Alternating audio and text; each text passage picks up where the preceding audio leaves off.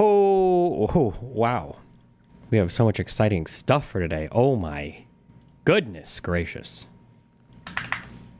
But first, Start off this video with a joke about just reusing last year's Galaxy S24 Ultra in this year's S25 Ultra durability test video. But then I remembered what I did to last year's S24 Ultra and how little of it was left. Both Apple and Samsung have been on a titanium kick lately, which I approve of. I love titanium. Both companies just basically add a bit of the aerospace grade material to the exterior, which is fine. Honestly, it probably doesn't do a whole lot for the structure. It might be a tad lighter, but titanium is mostly just there for the marketing buzzwords. Be that are you off the iPhone train? Nope, unfortunately not. as it may, titanium is still cool enough to always get a thumbs up from me. If you remember from last year, I did promise to try out the Z Flip, and I gave it a solid 30 days. But I did know after day 1 that I am far too lazy of a person to be opening and closing my phone all day, so after 30 days I switched back to an S24 with a grip case and x-ray scan that I've been using ever since. With this phone being so similar to last year's, there's only a few ways to tell if your friend actually got Wait, is this guy's hands kind of small, or are these phones fucking massive? the new Samsung or not. The first method is to take a microscope to the camera lenses. At the atomic level, you can see that these new camera lenses are not officially attached to the phone at their base. They are slightly elevated, flexible, dust-collecting utopias. They don't immediately appear to be detachable, but you know we'll be doing some more testing on that here in a second. The only other way to tell if someone has the 2025 S24 Ultra is inside... Sona's deflected to you so many fucking times.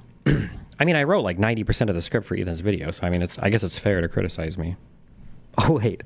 I mean, I wrote 0% of it, because I don't even talk to Ethan, but...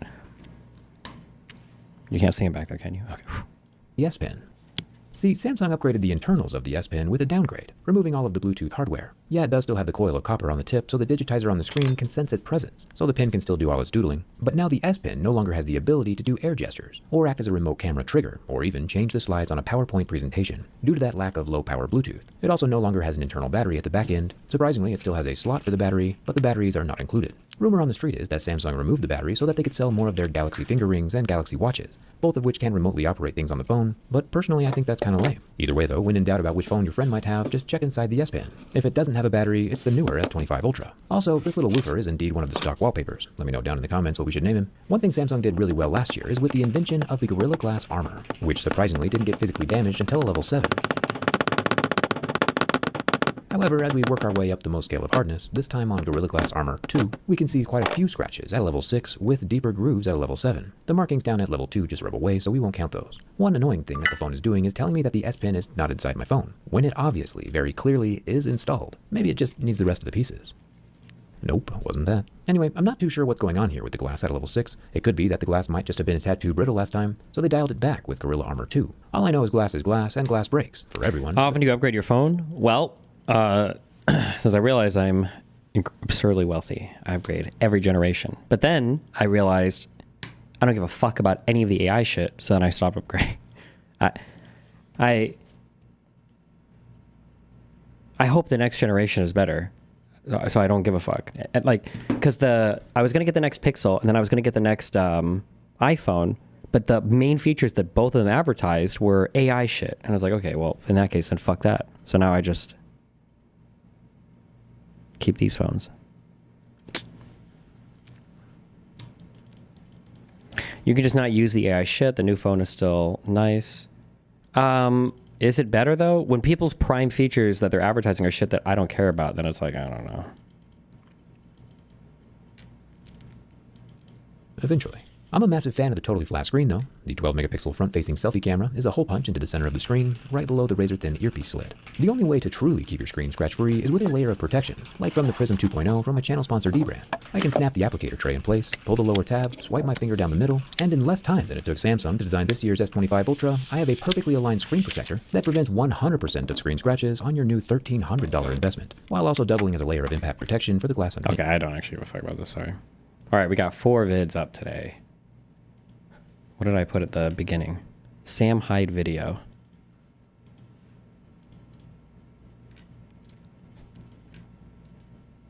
Leave a message after the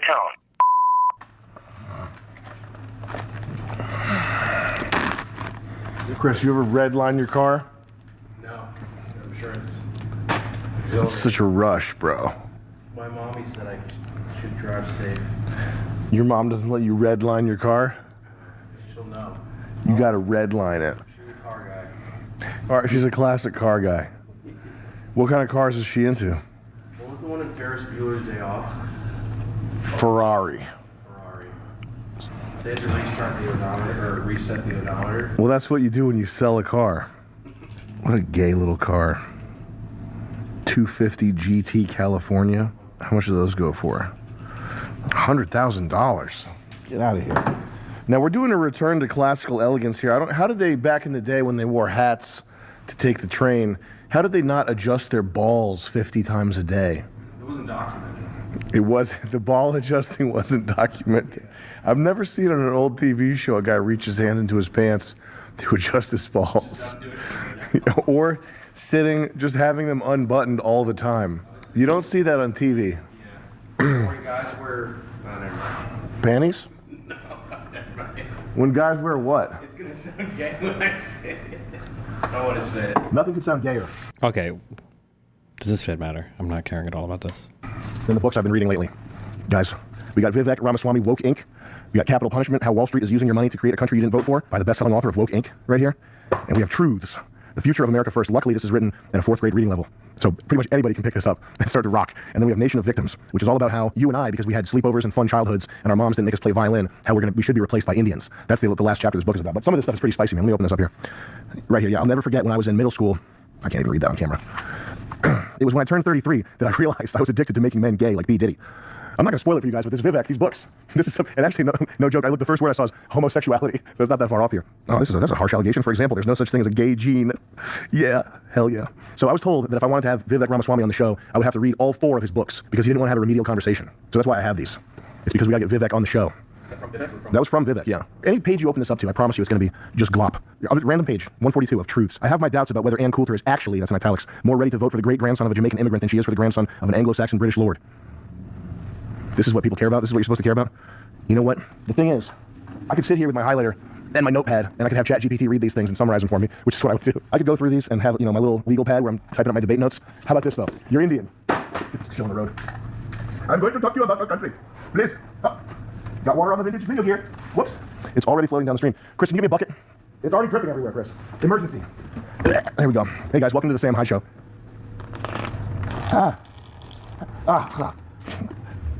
Vivek Ramaswamy is a first-generation American entrepreneur, investor, New York Times bestselling author. He's the founder of both $1 billion enterprises, including Roivant Sciences. That's the one with the fake medicine, right?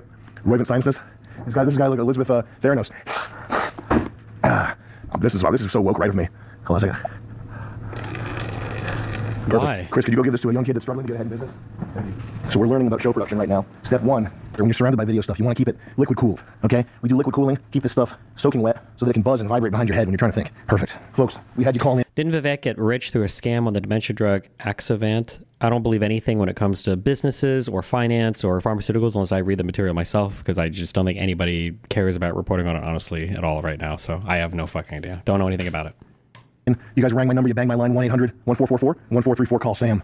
Amazing stuff. Quality voicemails were left. If you call, we're going to use it on the show. So don't dox yourself. Don't say anything that you don't want other people hearing. It's not my private line, okay? That's 1434. Call Sammy. Is how you get that one. There's an extra few digits in there. It's not SAMI. CALSAMI. Hi, Sam. Right now, my family is going through a pretty big upheaval. Our new landlords at our shop are Arab, and they're kicking us out to put up a chop shop vinyl car wrapping business. We're being forced to move by March. I don't know what to do. There's not really an amount of working harder that can help the simple fact that another person is taking away from our lives. I'm doing the best that I can to help my dad and continue this business on. It was always my dream to work for you, but now it's my dream to continue my dad's business because I love him a lot. As time has gone by, I've realized that being an American means doing what you owe your family and helping them. I don't know if you'd agree with that, but that's how I think. Thanks. You don't want to work for me. I only pay in Nigerian crypto, okay? I only pay in Nigerian crypto. The flip side of that coin, it's called gold coin. It's backed by gold. If you were fortunate enough to have family that you can link up with, team up with, and build a business, that's probably one of the best things going right now, or ever. It's low friction. You don't have to have contracts. You know that the person, their genetic destiny is tied to yours. They want you to succeed, hopefully, unless you have some schizo brother or something who's always raping people. You got a brother like that, Chris? Yeah. I guess I've heard horror stories from people who have family members from hell. Just as a random thing, this is my stream actually, so I'll talk about what the fuck I want to talk about. I don't know what it is with some crazy people. Mr. Girl Max Carson is like this too. An unbelievable eye for aesthetic. I'm curious how much Sam designs on his own versus if he has a guy that does it for him. I'm just curious, when you watch this, do you perceive the aspect ratio change? Does it make you feel differently about watching this? Like, does it have a more cinematic feel? Does it feel like something that would be more serious versus just like an internet video? Does that translate at all? I wonder if that, but me asking that question kind of spoils it because now I would draw your attention to it. But it's just a case-by-case thing. But yeah, if you have a family member that's got their stuff together, especially if it's your father who can show you the ropes, like I show Chris, show him the ropes. That's what it's time to work out with Chris. I show him the ropes. He never does it. He hates it. But yeah, man, team up. And it is time to hunker down, though. And I'm going to couch this in certain language. The best known procedural this is a whole chapter here. Members of the public, the framers of the Constitution. Sam majored in cinematography at RISD. Oh, maybe. I don't think you can teach taste, though. He has good taste, I think. Believed that the lawmakers, Democratic, and Arabs get out, okay? It's time to hunker down. This generation coming up, you guys, the jig is up. The whole thing that they use to lull my generation and older to sleep, this racial guilt stuff, like you owe somebody something for being white, that's over and done with. Nobody serious believes that anymore, and anybody that tells you anything like that is trying to get money out of you. They're trying to get their hand up your ass. The idea that the founders of this country, the people who built this country, built it because they wanted some Arab guy to have a vinyl rap shop, fuck all that. There's not much you can do about that in the short term, but it's important the attitude that you take towards it. So yeah, it's time to hunker down. It's time to start gathering your acorns. If you have a father that you can build a business with or take over the family business, then put the gas pedal down and do it. Sam, what do you think can be done about the problematic? Are these like real call-ins? Or I wonder if these are set up for him to do his maximum goy slop. Corporate gamification of the system, not just the economic system, also parts of the legal system. If the people who are, I guess, noticing it and wanting to do it in large numbers generally don't have access to the quote-unquote change from within, and what would the change from outside look like? What would those steps kind of look like? It's a good thing to think about, and that's what my mind's on. I don't know, get involved locally maybe. Try to become a judge. We need more white people being judges. Not to black pill, but it's going to get worse and worse. It's going to look more and more like Brazil, and you have to take care of yourself and your family and whoever's close to you, whatever your like tribal circle is. Shrink that down appropriately and take care of those people. The Adam Friedland Show also had artsy aspect ratio. Yeah, so the Adam Friedland Show, I believe, uses a, I think it's a 4:3. But it's to make it look like an old TV show, because old TV shows were nice. Number one, I think old TV shows were shot in that aspect ratio because that's what most TVs were. That's just like this. But this is the opposite of, in a way, right? This is like more squished, and this is wider. Typically, when you think cinematic, we're used to seeing wider. So 16:9 is the standard aspect ratio for a computer monitor, like HD, like 1920 by 1080 is 1080p, or 4K would be like 2160p is what is it, 3840 by 2160. Jesus. But all the aspect ratios are 16:9. But you can also get like ultra high def, which is like 17 by 9 or whatever. Yeah. So wider is usually associated more with a cinematic feeling. And stack Bitcoin. Hey, over 3 years sober 21.9 is the DCI cinema standard. There you go. from pills that I got jacked up on from being in the military and had to get surgery. Got sober, got my life back, married, having a baby on the way. I'm just really nervous that there's no fucking future. I'm an idiot and never saved money, and now I'm starting to, but I just don't see how this pans out. How do you restart at age 31? I have a good job now, but not like retiring kind of job. I don't want to work until I'm fucking 80, but I want to give my kid the best life possible. What do we do? You sound like a nerd, bro. You were way cooler when you were on those pills. You were way more chill when you...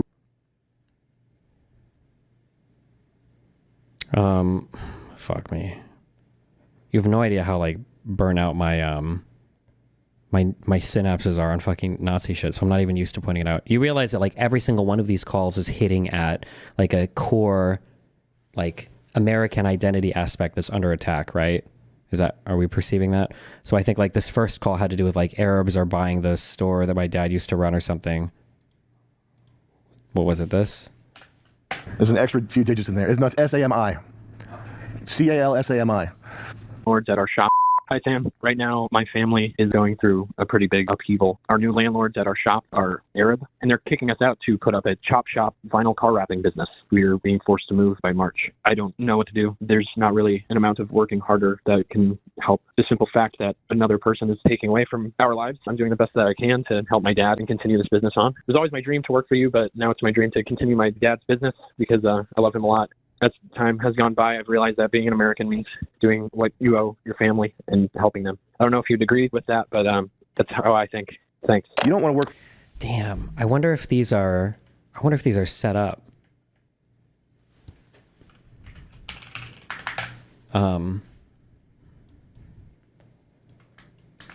These are just very, very good.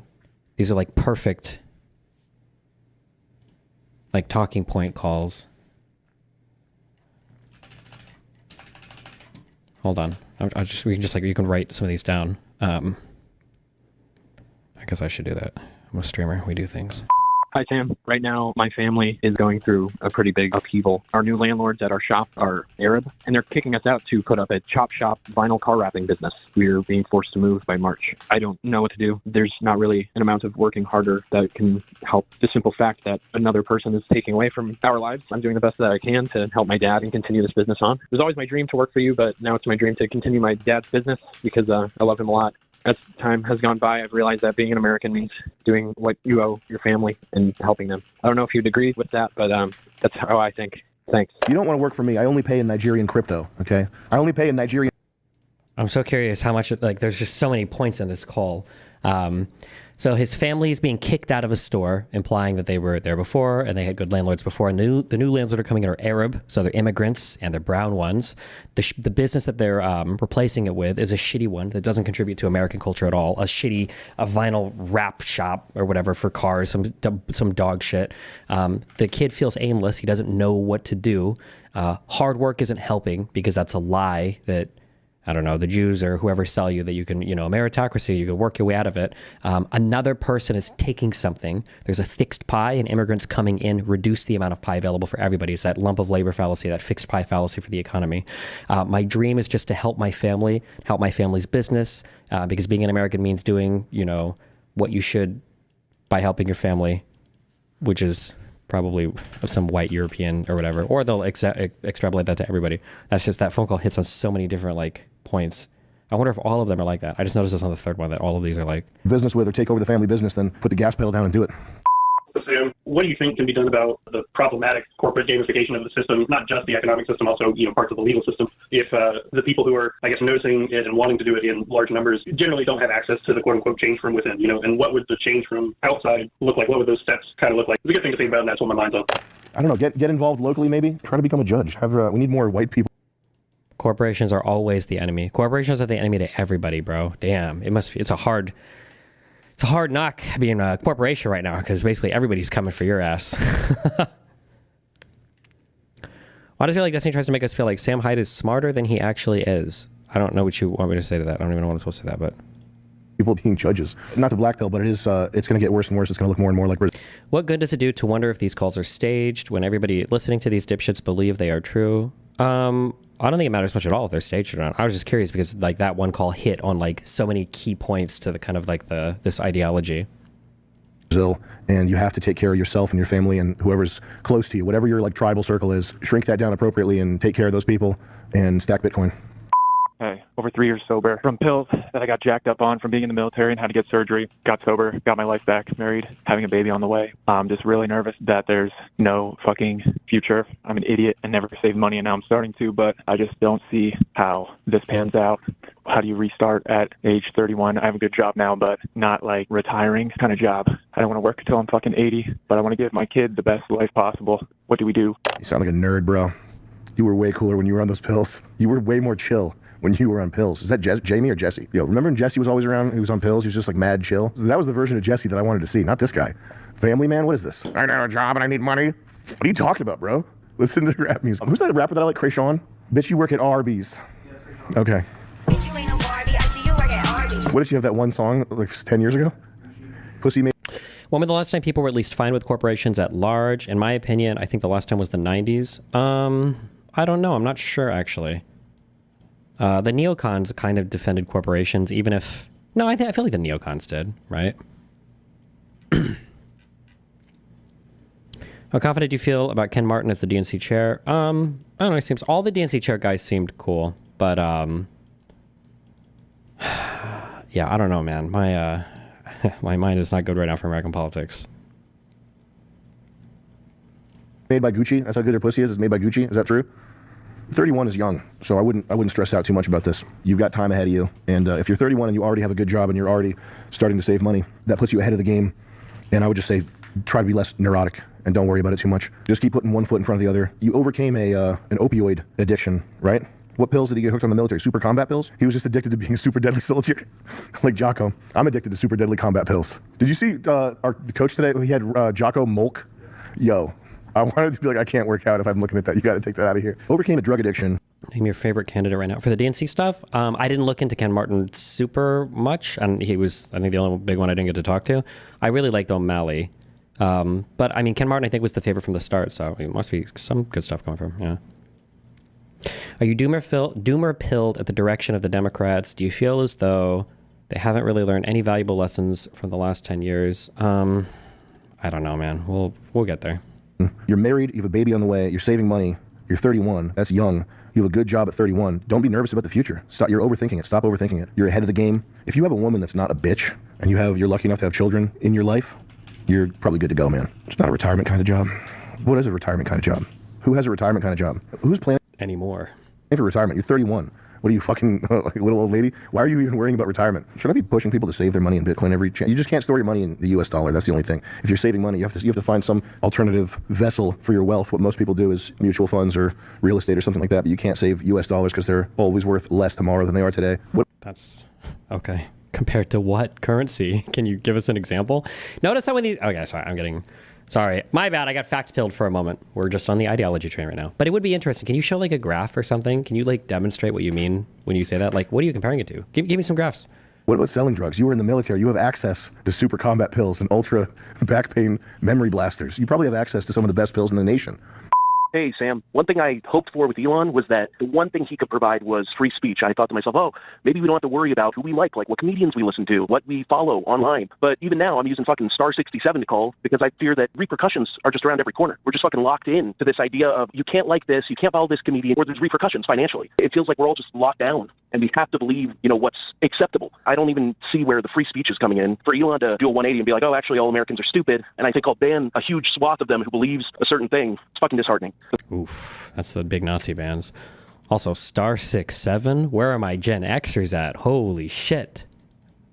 Thanks for making the video. History it undulates, right, Chris? You learned this in history class. It's cyclical. There's never homeostasis. That's a pleasing thing to achieve is when there's a system that's set up and it just works properly. But that's not anything. That's not the human body. That's not your car. There's nothing like that. Everything is a constant battle between order and entropy. If you think it is likely, what event or sequence of events do you think would have to happen for people to start resorting to violent protesting or even full-blown militia-style revolts? It's all like lobster in a boiling pot thing. Like the issue is, I want to blame. I really want to blame the far left right now. One of the big issues is that and I've been complaining about this for probably like 8 years. Okay, is when you scream fascist over and over and over and over and over and over and over again. Oh, frog in a pot, boiling pot, not lobster. Although it doesn't happen to lobsters too. When you scream fascist over and over and over again, the senses are dead to the word, and it's hard like verbally, or it's hard in terms of like sounding the alarms when you've been screaming these things for a decade. And now that we're like getting into this area, it's like, okay, wait, hold on. Now we really need to say this stuff. Like this is fascist shit. Like Trump is beyond. We're way past the point of like, is this like kind of fascist or not? Now it's like, ooh, like how, like where are we at? Are we like 5 out of 10 of like the full conversion to the like fascist authoritarian state, or are we like on a 3 out of 10, or did we just get to the 1 out of 10? But like we're past that point. That there was that Twitter picture. I don't remember who made this point. Oh no, I copy pasted this. It was from a Substack, and it was a really good point. I've stressed this a few times that what's happening is things will happen, and we'll be like, okay, so what? But if you would have said 6 months ago, this thing will happen, everybody would be like, nah, brah, nah. Like if you would have said a year ago, did you know that Donald Trump is going to sue Facebook for banning him because it violated his First Amendment right? But Mark Zuckerberg and every other tech titan is going to donate $1 million to go to his inauguration ceremony. And after he's there, Zuckerberg's going to agree to pay Trump $25 million and unban his account to settle the lawsuit. Like, that's like one of 50 things, at least, that are like, people are like, nah, come on. What? Trump's not going to sue pollsters for publishing polls that he doesn't like. He did do that. He is doing that. Yeah, I don't know. We're way over the edge, and in terms of like when does it get to violent protest? I don't know. Maybe the deportations will do it. It has to come off of the backs of like some kind of societal failing that's hurting our ability to live. So things that affect like food, clothing, shelter, that would cause like when your basic needs aren't being met. Although for the US, I feel like we'd have to go pretty far down to get to that point. Or it's going to come with like some fundamental civil rights being infringed on big groups of people. So we've already kind of started to see it for trans people. Or actually, wait, all trans youth medicine has been banned now federally, hasn't it? So we've basically seen it for trans people. Somebody told me that they were redoing passports now to change the genders back.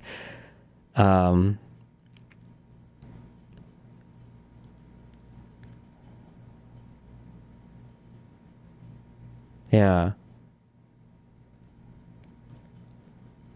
So, I mean, Destiny, as a European observing everything that is currently happening in the U.S. from the outside, I'm completely amazed by the lack of outrage in Americans. Not only that, but it seems like a lot of people are supporting the shit show that you guys are experiencing. What do you think is the approach going forward? Unironically, seems like Civil War is the only way, or maybe Luigi Part 2, but no. So the issue is like, I've been ringing this bell for like half a decade, and nobody cares because it's not sexy. And for some reason, it's taking a lot of people time to catch up with this because everybody's like living in the past, but Trump and MAGA like stumbled into the future. And I think this video might get at it. Somebody recommended me this, but I haven't listened to it yet. The internet has changed everything about how we function. And as much as you as a European might look at America and think like, wow, America is doing some big mistakes. Bro, the United Kingdom ejected itself from the European Union. You have far-right parties that are gaining an unprecedented amount of popularity. Like the AfD and all that shit, that was just supposed to be like a response to 2013. I don't think anybody, at least in my impression, I'm not German, I don't think anybody thought they were going to become as popular as they were. Or like Marie Le Pen was supposed to be like, that was like a joke candidate that nobody took seriously in France before. Like, that's not all of Europe. I mean, Viktor Orban, you've got Russia invading Ukraine, you've got, I mean, I don't know. I just don't know. I don't know. I like, it's not just an American thing. And I think it has a lot to do with how the internet works. And I think we have to be really careful about that. But well, we needed to be really careful about that. But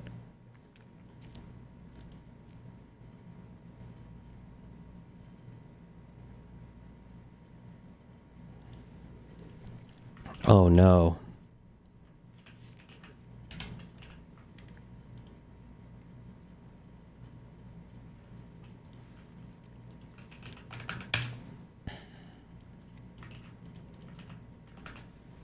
What's hilarious, this is no opinion, tweeting on November 6th. What's hilarious is that some people are going around screaming, Elon Musk will be the shadow president, as if anyone besides them actually thinks that's a bad thing. Is the joke that like Trump would be worse? Or I retweeted something and then I saw something pop up on my Twitter like 2 seconds later that like Musk's people now have access to like the treasury and like every payment going out to US citizens in the United States. Like I retweeted this from yesterday, but apparently this is like actually official now. Like this has happened. Elon Musk's staff has been caught plugging in hard drives inside the Office of Personnel Management. I never believe stuff when I see this, just because the vernacular, plugging in hard drives, I don't know what the fuck that means, but okay. The Treasury Department and the General Services Administration, his staff encountered resistance when demanding that Treasury officials grant more access to systems managing the flow of more than $6 trillion annually to programs like Social Security and Medicare.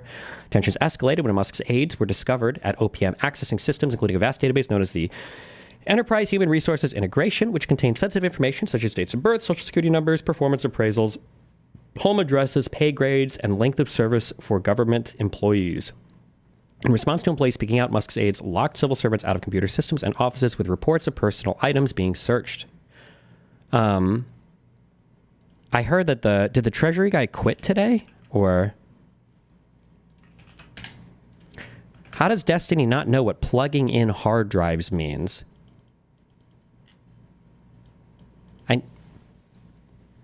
Oh, man. You did it, dude. Who are you? We should have, like, an award for, like, the most triggering question, like, the most unbelievably...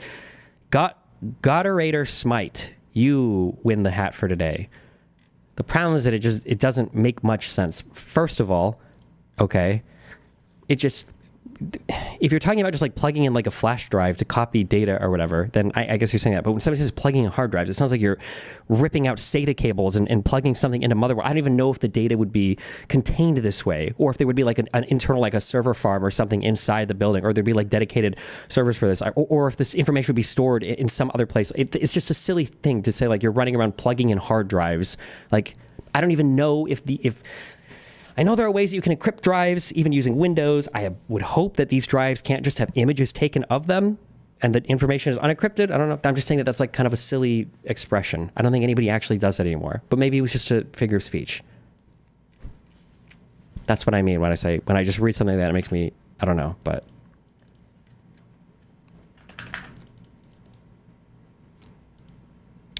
That's wrong, Destiny. What's wrong? You think that the way you steal data from a company is you go in, you unscrew the case, you plug in your SATA cable, and you hook in your drive, and you turn on the computer, and you copy paste the files? I'm getting trolled. Stop!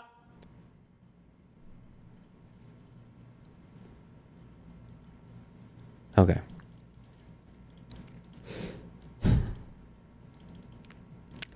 Obviously, you've never worked in enterprise. Excuse me, as a proud owner of much of CrowdStrike stock, that basically makes me an enterprise level security expert. So,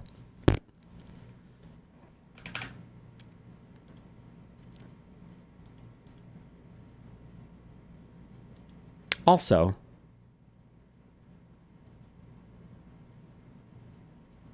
I'm trying to think of hard drive. Is hard drive just shorthand for hard disk drive? Because you either have a hard disk or you have a solid state drive. Hard disk means platter base, right? So this doesn't make sense either. So fuck you. They're definitely not using platter drives. This is retarded. This whole tangent was retarded, and I hate you. I hate all of you in my chat. Every one of you in YouTube, you guys are shit listed right now. You're on the shit list, chat. Okay? Cake and DGG, you guys are up bigly, all right?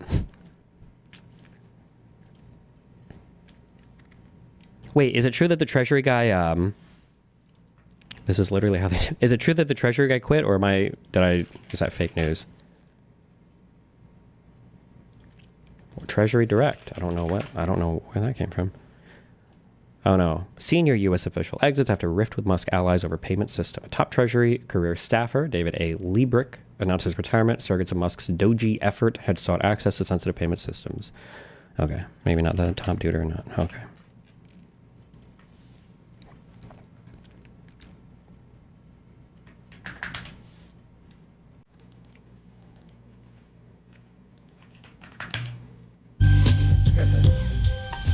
It makes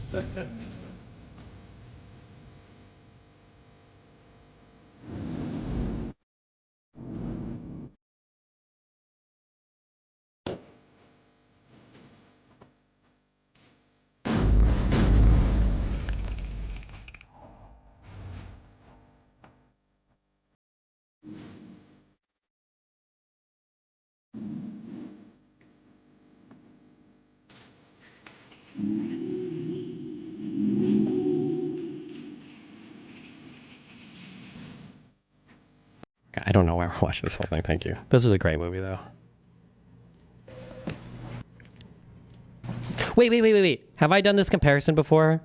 I used to think these guys were the same actor for the longest time. You got it. Wait. You have to give me this. I must have compared these actors before. I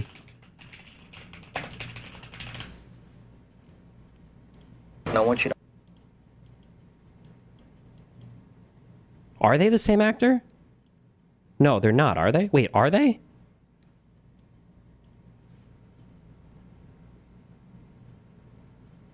No fucking shot? You don't even think they're remotely similar?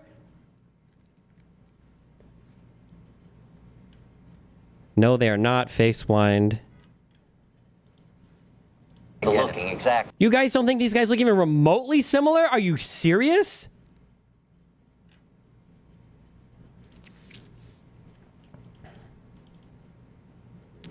Have you considered that the Facebook suit plus Paramount suit plus Disney suit are just a way to receive legal direct bribes from large media companies? Well, that's what I'm saying. This is why I'm saying we're so far beyond anything that's reasonable. Imagine Donald Trump has you at his inauguration ceremony. He's like talking to you like, hey, what up? And you're like, oh, what's up? What's up? What's up, T? What's up, Trump? My friend? And he's like, yeah, so I'm suing you guys for violating my First Amendment right. And they're like, yeah, so what about that? It's like, I don't know, you want to just give me like 20 million bucks or whatever? And Zuck's like, huh, my dog, let's make it 25 big ones plus attorney fees. Well, in that case, fucking A, let's go. Like, how is that not insane that your company is settling suits with a guy that your CEO is like hanging out with? And these are ridiculous suits.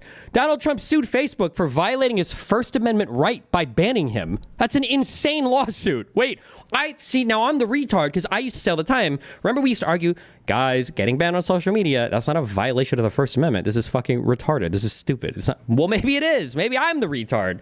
Maybe it actually is your First Amendment right, I guess. Like, Jesus Christ.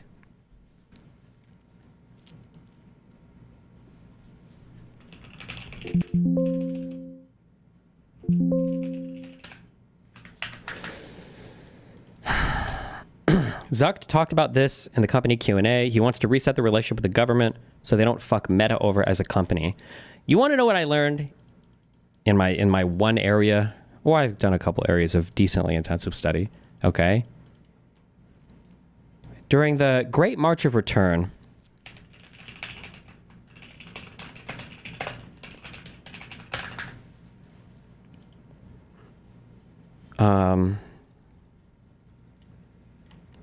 there was an Israeli soldier that got shot and killed when people were like near the wall. Fuck, does anybody remember what this guy's name was? No. Great March of Return was 2017, 2018, I think.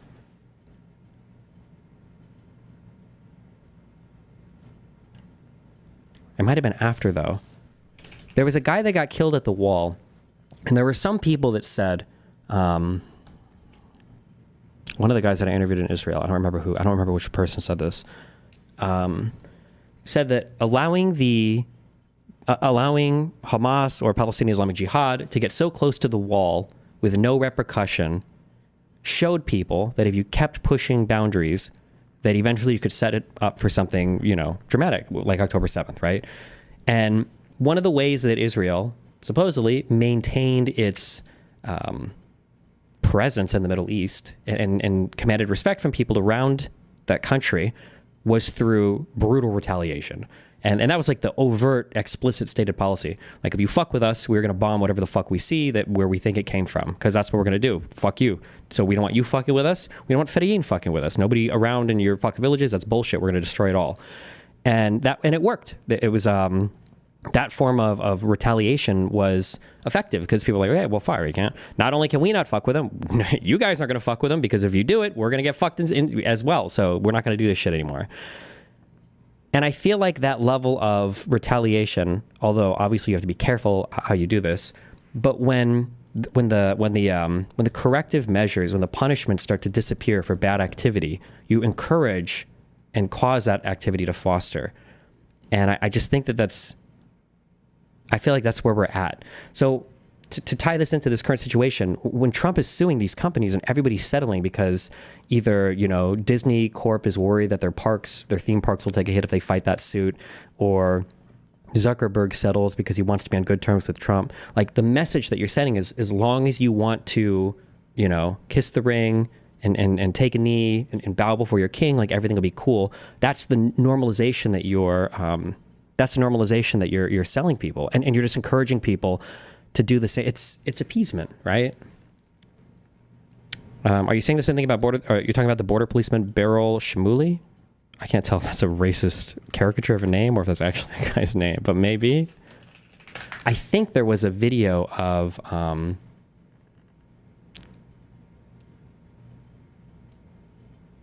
I feel like there was a video of him getting shot. Am I making this up? It might have been this guy, maybe.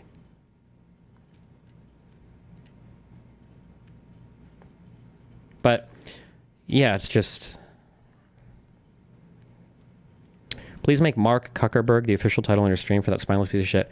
I don't know if I would call him spineless, though. That's the problem, is that when you call him spineless, the implication is that he's just cucking out, but he's either being strategic, which is more scary, or he's like literally worried that Trump is going to fucking false charge and throw him into prison forever, which is also scary. And like, there's good reason to believe that both of those things could be the case. Not like there's good reason in some hypothetical land, but like there's precedence now for all of this. Like the groundwork has been laid for all of this. Yeah. But it's sad because like these guys are, you would hope, right? It's called fuck you. What was the quote going around? What's the point of having fuck you money if you're not willing to say fuck you when you have it? Destiny, it's opportunity cost. He needs the best permit/regulatory help on AI, along with all the other hyperscalers. The rules Biden made, which suits to Trump, needs literally hyper benefit all mega. Oh my God, metal sword. Okay, sorry. Metalloid sword. Destiny's opportunity cost. He needs the best permit/regulatory help on AI, along with all the other hyperscalers. The rules Biden made, which suit to Trump's needs, literally hyper benefit all megacorps on AI regulations. Sure, yeah, there's like some rent seeking as well, for sure. But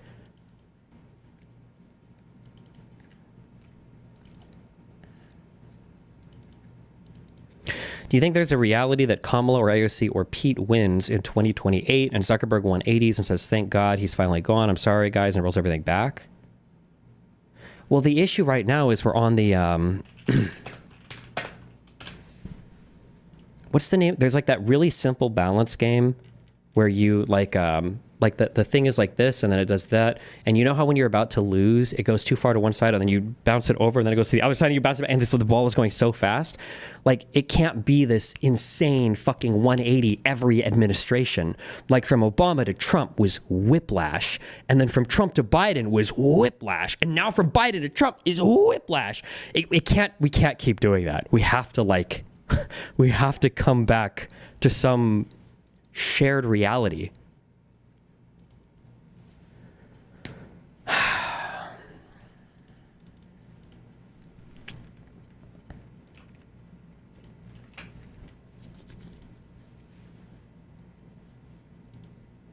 Free speech is the same thing. It's the same thing. There's always been a list of things that you can't say, and there's always been a group of people trying to tell you who you can't talk about, Nigerians. Oh, I also think, and maybe I'd have to think about this more because I just don't have the economic, historical perspective to know. But I wonder, this goes back into the technology thing too. I wonder if technology has like fundamentally changed how easy it is to kind of like co-opt businesses. Like if you were like an oil baron or something, you own infrastructure and transportation and oil and rights to land, like physical things that are everywhere. That like if a president was like, I'm going to take all your shit, you're like, all right, motherfucker, you don't even have the people to hold all this shit. Fuck you. Whereas with data, it's like, okay, well, you know, we have whatever server farm, we could just take over this shit. Like it feels so much easier to control so much more than you ever could in the past with fewer people, I guess. But I mean, it's not like you would still need lots of people. So maybe that doesn't apply as much. I haven't thought through that one as much. I don't know. But Jesus. Although it's cowardly, do you empathize with people like Zuckerberg having to bend the knee because Trump has threatened to lock him and his family up?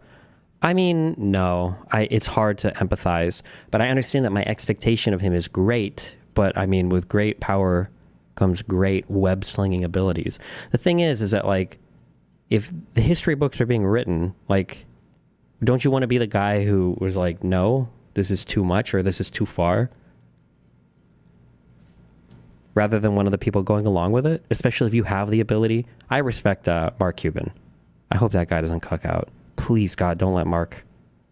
Did Bill didn't cuck out, did he? Bill Gates? I don't think he did.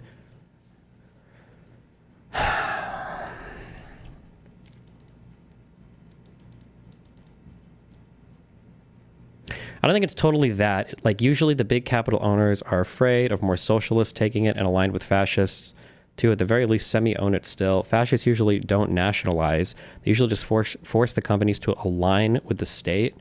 Yeah, but that's it's basically expropriation, I feel. If you're a capital owner and you're forced to give money to a fascist dictator guy and he's commanding you on how to run your business, you've basically been expropriated. You've just been expropriated by a non-socialist totalitarian government, I feel. But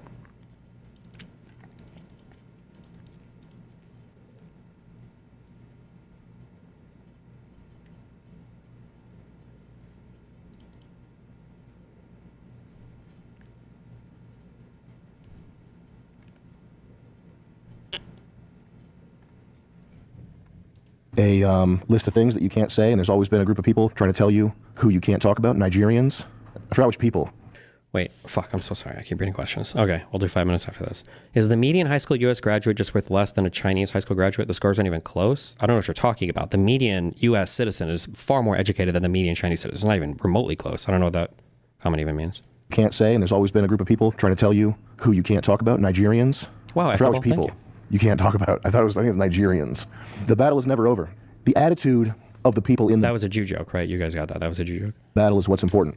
There will never be a perfect state, and there will never be a perfect set of conditions where everybody's got free speech and there's no longer this constant 24/7 battle for resources and attention and the power to change people's opinions, et cetera, et cetera. It's always going to be a battle. The thing that you have the most direct control over is your attitude as a participant in this battle, which you are no matter what. It's going to find you. What's the, do you believe in Jewish? Well, you're in one.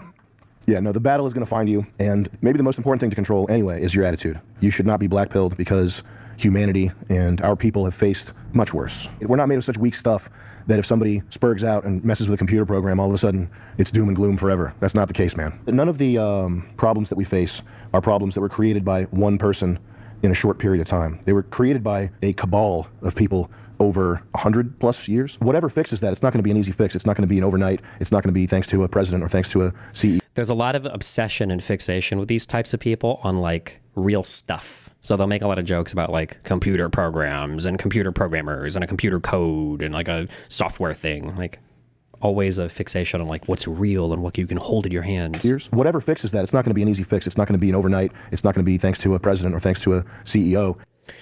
Destiny, what would you say to the idea that Sam Hyde's perspective is natural and just calling him a Nazi overlooks the human tendency to be biased towards your own people? Hold on. I have never in my life, why would you ever accuse me of that? I never dismiss somebody by calling them a Nazi. Like, he has neo-Nazi beliefs, but they're worth addressing. They're worth talking about. I've never just said, oh, he's a Nazi, fuck him. I've never said that ever in my life. I think it's worth addressing. The issue is just this type of authoritarian, well, actually, forget government stuff. This type of like hyper-tribalistic mindset just doesn't seem to build good societies. Like it feels like the most successful societies have been the ones that have been like the most expansive and the most incorporating of different people. Like the heights of these empires, they're incorporating so many different peoples, right? The caliphates incorporated tons of different people when they were at like their furthest reach. I'm pretty sure Rome and Greece had tons of different types of like people and I don't know what they were called. They weren't states. They weren't whatever got like accrued underneath the sprawling empires. Like the United States of America obviously has incorporated tons of different types of people. It is a huge empire. We won the Cold War. Like it's what makes an empire. So the idea, and then if you want to be like Jungian or if you want to be a Peter Jordan Peterson, you know, whatever fan. Like the archetype of a fearful man who only looks inward and only looks to his own kind and is incredibly afraid of the outside world or change or people who are different. Like these are always the losers in our stories, in our art, in our history, like in the real world and in the fictitious one.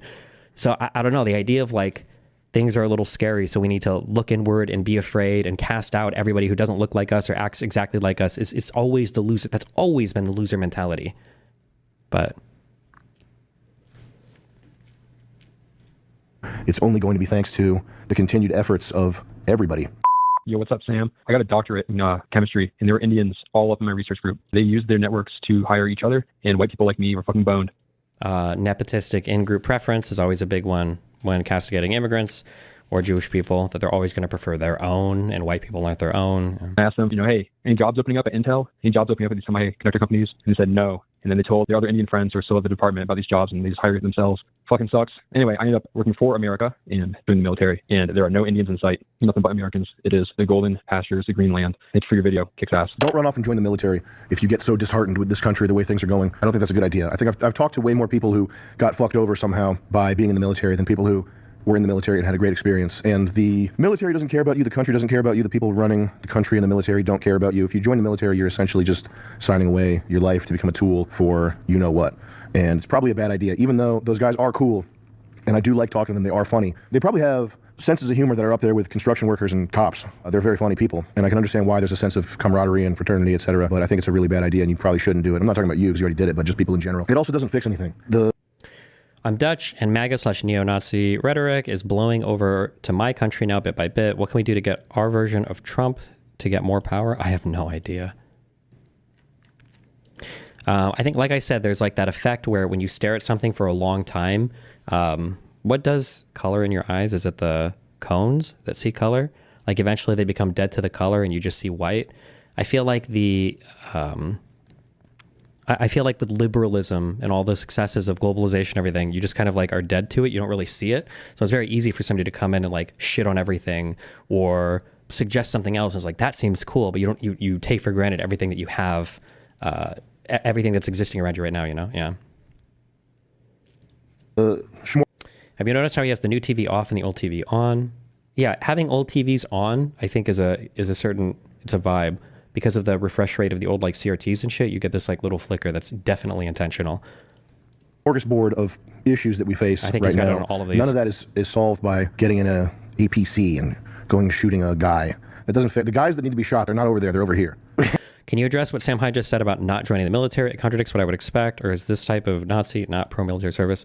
Most populists right now are not pro-military because the military has been seen as an arm of the imperialist American warmonger. Like if you're joining the military, it's because they're trying to send you off, and by they I mean the Jews or AIPAC or whatever, or Israel, trying to send you off to fight some foreign war for some guy that you don't know, or to make some rich corporation a bunch of money. Like that's going to be the populist talking point. They'll be staunchly pro-military people, like he just was. I think he just said, yeah, military dudes are cool, but they're very anti-military. That's why he made fun of kind of like half, tongue-in-cheek, the earlier caller who was talking about like, I was in the military, they gave me pills, they fucked my shit up because I was in the military. And I'm sure there might even be more like negative military stories, in this video. I don't think you should sign your sovereignty over to the U.S. military just yet. I understand how if you're working at D'Angelo's, all of a sudden someone handing you a gun and you're surrounded by cool guys with a good sense of humor and they're the same race as you, how that could feel heartening or like you're a part of something important, but I don't think so. I think that's just the trick they use to get people like you killed since forever. And yeah, as far as the intel thing goes, we're living in a gay racial nepotism kleptocracy. The incentives are so out of whack that really my best recommendation for you would be look for ways to steal. You got to just figure.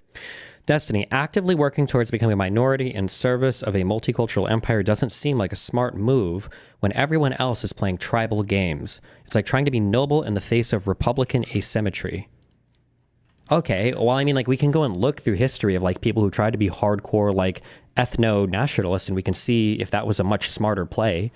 Like, did Japan do well there, or Italy or Germany, or the very, like, Muslim empires tried to remain all Muslim, or, all of the genocidal, sects of different, like, I guess, like, African people that would fucking genocide each other and all that shit, or the, I guess, like, for Yugoslavia, like, the Serbs and everything. I mean, like, where are all of these? Here's the issue, is that the fascists, like, are basically the same as the fascists are the same as the communists, where they always want to opine on some hypothetical empire, but they have nothing in history to point to. And every time you point in history, it's like, okay, well, it feels like they tried all of this and it failed miserably. It's like, okay, well, that was wrong for this reason, or it didn't work for that reason, but like this time it'll work for real. It's like, okay, well, it doesn't seem to be the case. At Destiny, hey buddy, China. China could be a counter argument, but even so, China does it more intelligently than the United States. Like when China isn't, notice how You'll never find China saying like, fuck globalism, not good, right? China's like, we want to trade with everybody. We want to sell everything we can to every fucking person. We want to have relationships with countries all over the fucking world. We'll educate you for free. We'll bring you here. We'll fly you back. We'll build ports in all of your fucking countries. And then we'll say that you default on the loans and then we'll run them. We're going to build roads to everything. Like, yeah, China, I don't know. I don't have the Chinese geo-historic knowledge or ethno-historic knowledge to speak with any great level of confidence, but I know that like that Han Chinese, like the ethnic thing is like fairly big there, but I don't know how much it plays or how much they delineate along lines for that. But keep in mind also that China also, like, would China be as successful as they are now without the United States having like paved the way for them to do so? Because have we always been like basically China's largest trading partner, which is powered by multiculturalism and globalism. China has like a lot of literally just straight up stolen technology and IPs from the United States of America, which is a large liberal globalist cuck, dynasty, as much as you might hate that. So.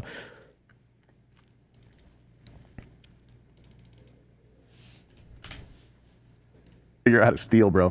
File a sexual harassment lawsuit. I don't know. They're going to be paying a lot of lip service to fairness and meritocracy as they replace people like you with Indians over the next 10 years. And just remember, as they do that, you should steal and file sexual harassment lawsuits. It's not a nice. China has no place for skeptical people, though. Maybe you wish for that just to sound the smartest. Or maybe like people openly displaying skepticism has a whole bunch of like social good that has benefited the United States. It is the reason why we've had like the largest economy in the world, and we were like huge players in World War I and II, and we've basically been like the world leader for like the last 100 years. Or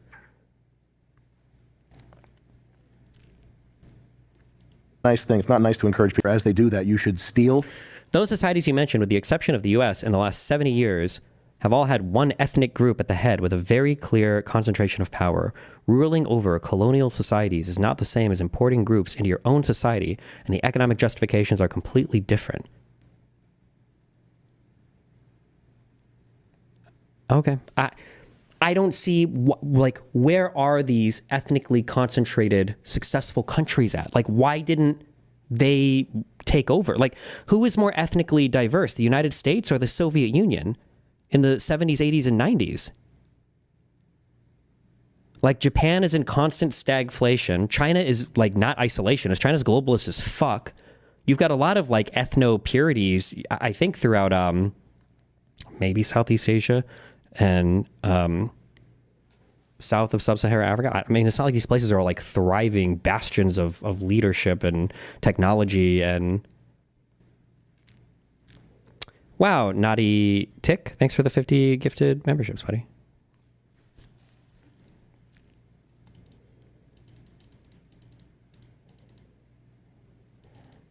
The Industrial Revolution happened when the UK was virtually 100% white. Yeah, but didn't the UK also live through like 1,000 years of dark ages when they were 100% white? Like, what the fuck happened in the... maybe this is me being retarded. What happened in Europe between the year like fucking 500 and 1700? What the fuck was even happening there? What would even happen in that 1,000 years? I don't know. Were they doing anything? Jesus. I don't know. Game of Thrones, I guess? I don't know. Maybe there's a lot of shit going on I don't know about. To be fair, I don't know. The British Empire. Fuck, the only thing that Europe produced in those time periods was the United States of America. Okay? Get fucked. And file sexual harassment lawsuits. It's not a nice thing. It's not nice to encourage people to steal. That's not how society should work. You don't believe in low-trust societies. Too bad you're in one. There's no route towards restoring a high-trust society in America, in my opinion. If there is, that's good. That's a great thing. That would be wonderful. I would love that. You can practice economic globalism and free trade without embracing ethnic or national multiculturalism in your own country. Japan and China are the prime examples of this. So Japan's... I don't know if Japan and China would be successful without the United States. Like, the U.S. basically helped rebuild Japan, and China has been benefiting from U.S. trade for so long, and U.S. technologies. Like, I'm not going to say that there's absolutely no valid arguments for having an ethnic protectionist society or whatever. Like, there's arguments in favor of almost everything, but the majority of them feel like they just come from a place of overwhelming fear. Like if I heard somebody, like what you just said is not the argument that any of these people make. If I heard somebody say, I think that the United States should probably remain like 65% white because that type of like ethnic centric idea seems to have been working for a long time. I think we should maintain open lines of trade and communication and, you know, alliances with other countries around the world. But we should, you know, make sure that like, if this was in conjunction with other things, then maybe. But like all of this comes off of these, what did Bush Jr. call it? These isms, the nationalism, protectivism, isolationism. It's all like absolutely retarded shit. It's like, we got to get rid of the immigrants. We got to stop trading with everybody. We got to tariff everything. We've got to manufacture everything domestically. We have to stop being involved in any foreign conflict or affairs ever. We have to stop, you know, having rap music and brown. And it's like, Jesus Christ. Like there's too much of it that it feels like it comes from a place of fear than from a place of actually, I don't know, I guess like an intelligent design for future society, I guess. It's not how society should work. You don't believe in low trust societies. Too bad you're in one. There's no route toward low trust societies is always another word for a multicultural society. But remember, as they do that, you should steal and file sexual harassment lawsuits. It's not a nice thing. It's not nice to encourage people to steal. That's not how society should work. You don't believe in low trust societies. Too bad you're in one. There's no route towards restoring a high trust society in America, in my opinion. If there is, that's good. That's a great thing. That would be wonderful. I would love that. That would be amazing. Once a company has been infiltrated by DEI types and by Indians, Indians are up there with the most racially nepotistic people. They only have one. The competition is slim up there. I think you know. If I say it in German, is that code? They're not going to know. They're up there with the most racially nepotistic people. And if the company's been taken over by those types, it's time to start stealing and doing whatever you got to do to dismantle the company from within. Quiet quitting. Whatever nasty tactic. Use ChatGPT. What sort of nasty tactics can I use to fuck with my employer over a 5-year period? Make it artful. Be artful about it. Destiny, this is the weirdest argument you make economically. Japan's economic strength comes from the average intelligence and industriousness of their people. There's been way more American aid to sub-Saharan Africa than any other region of the world. Foreign aid doesn't build first world countries. I don't think that just foreign aid builds countries, but I'm pretty sure post-World War II, one, I think the United States explicitly spent a lot of money rebuilding Japan. And two, I'm pretty sure Japan, like in the process of rebuilding, also protected their economy to like revitalize and regrow their manufacturing as they were getting aid to do it. Same thing with Germany and other countries, because I think we also forgave like all the war debts and everything after World War II as well. I don't have all of the 100% background here. I'm not saying that like the Japanese people were digging in the mud and then all of a sudden America gave them aid and now they were a fucking great economic power. Obviously, that'd be a gross oversimplification.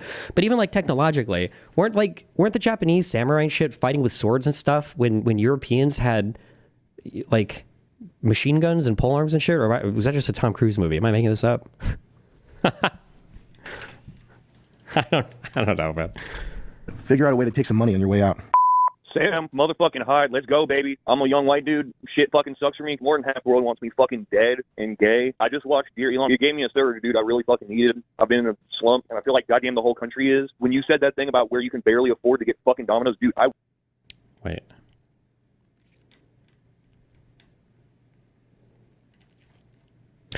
The Soviet Union was insanely diverse. What are you talking about? That was a huge reason for its collapse. Look at the Chechen Wars. Regardless, the U.S. is the only example of successful diverse society you can call to besides Europe very recently, and that can only be credited to the contributions of one group.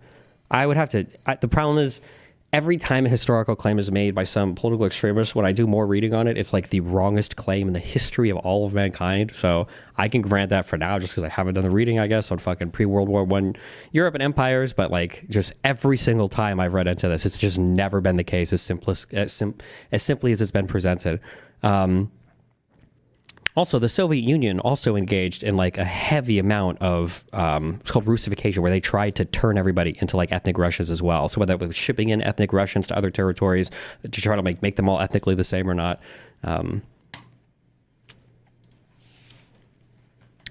Yeah, and also too, I don't know if the Soviet Union would be diverse in that it was a diverse union, or if it was just like different countries that were subjugated by, you know, like the Russian Empire as well. But the world wants me fucking dead and gay. I just watched Dear Elon. You gave me... Careful about it. Figure out a way to take some money on your way out.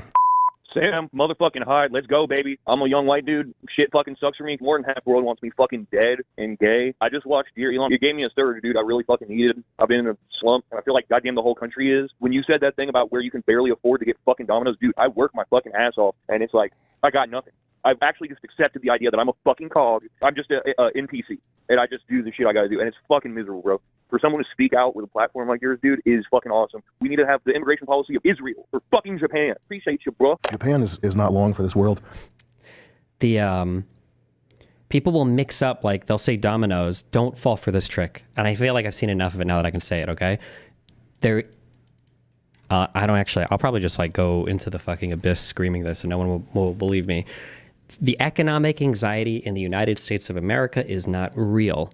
It's a crisis of meaning. That's where the anxiety comes from. The reason why people feel like they have an economic anxiety is because they feel like they have no meaning, and they're trying to fill it by buying random shit, and there's no amount of shit that you can buy that will fill that hole of like finding meaning or purpose in this world. Again, it's the same way that they recruited ISIS people out of fucking Europe. It wasn't by going to poor, destitute Muslims. It was generally middle-class ones that just felt like they had no purpose or no meaning. There's nobody that is watching fucking Sam Hyde on the internet that's like deep into this content hole that can't afford Domino's. It's just, I don't believe it. I absolutely don't believe it. And there's more, in terms of goods, there's more choice today. There's more, $15 gets you infinite fucking music. I'm just kidding. You don't have to pay for Spotify music, right? As opposed to when we used to buy CDs, you've got Steam that sells you games for $1. And also, two other things.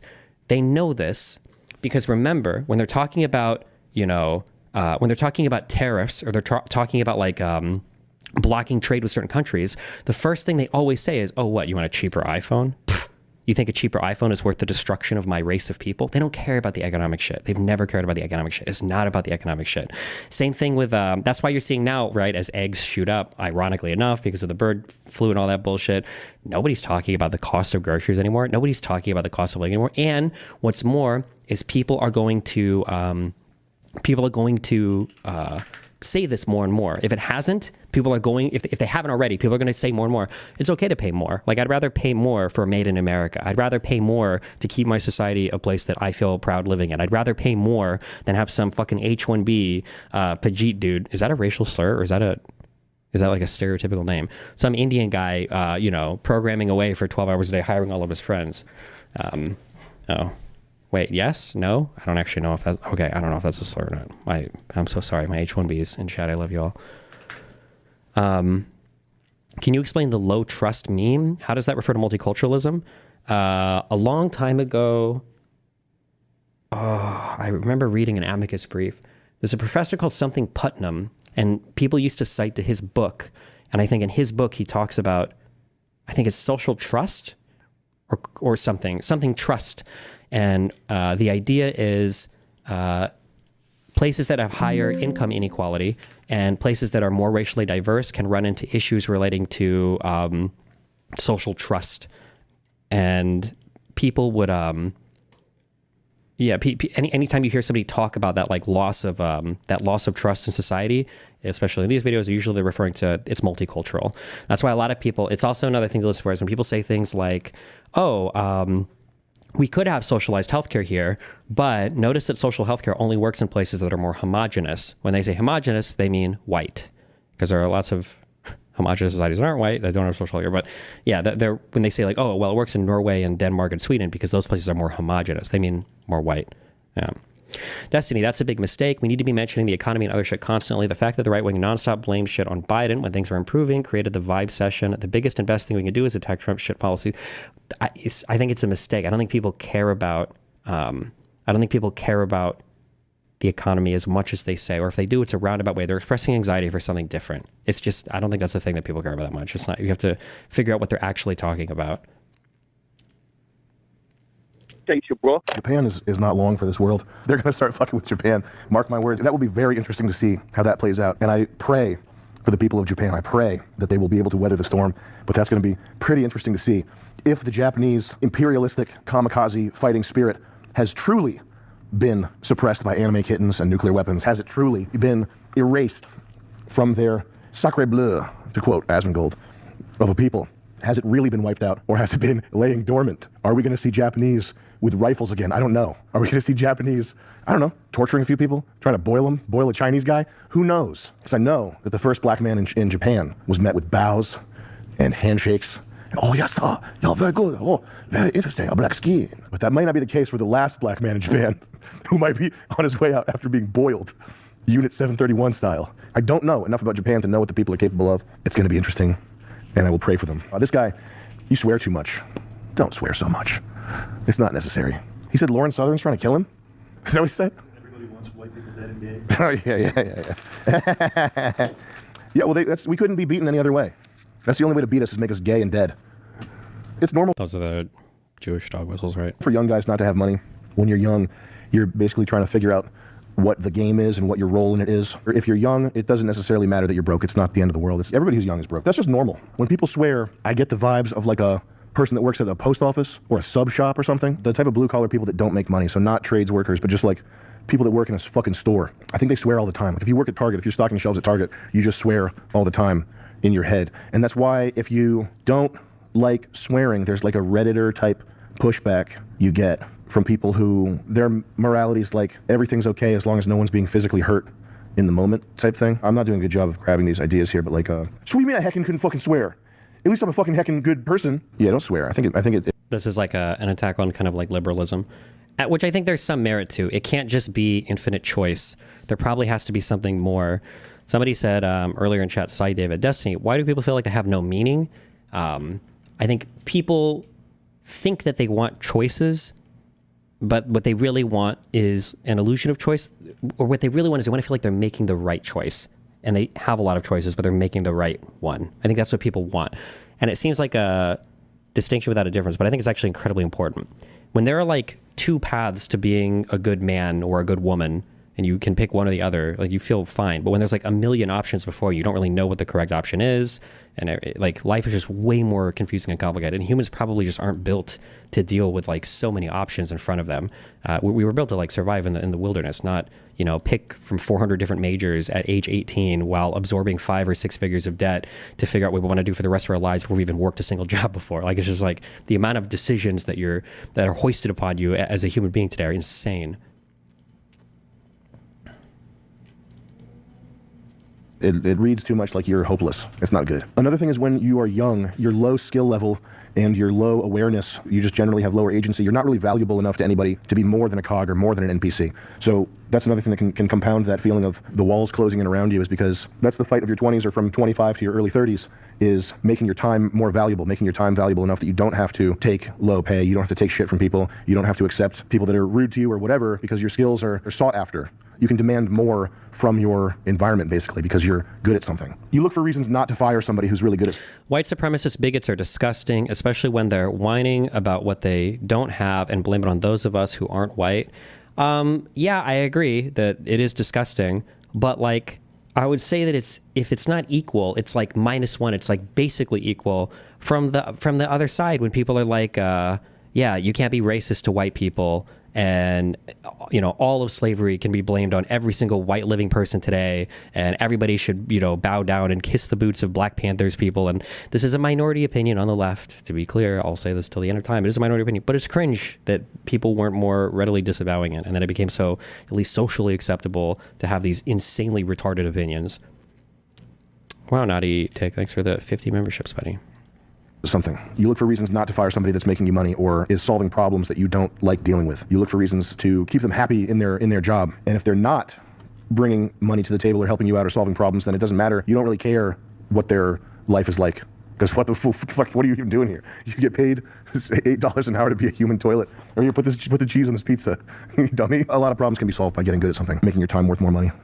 Yo, what up, Sammy? I'm cooking dinner for my children right now. What's on my mind is my present to my children. They want to see snow. I live in Florida. I'm renting a truck and driving all the way up so these kids can see snow. I took days off of work for this, and I'm not looking good, man. I can't even give my kids the one thing they ask me. Maybe it's a big ask, but I don't think so. What happened to the time in America where taking a vacation didn't literally fuck you? It fucks you, dude. You take a vacation, and you're like, all right. Destiny, don't say BLM. Wait, what? Wait, what? This guy wanted to rent a truck and he can't do it because the truck is too expensive, or did I miss something? Hold on. Solved by getting good at something, making your time worth more money.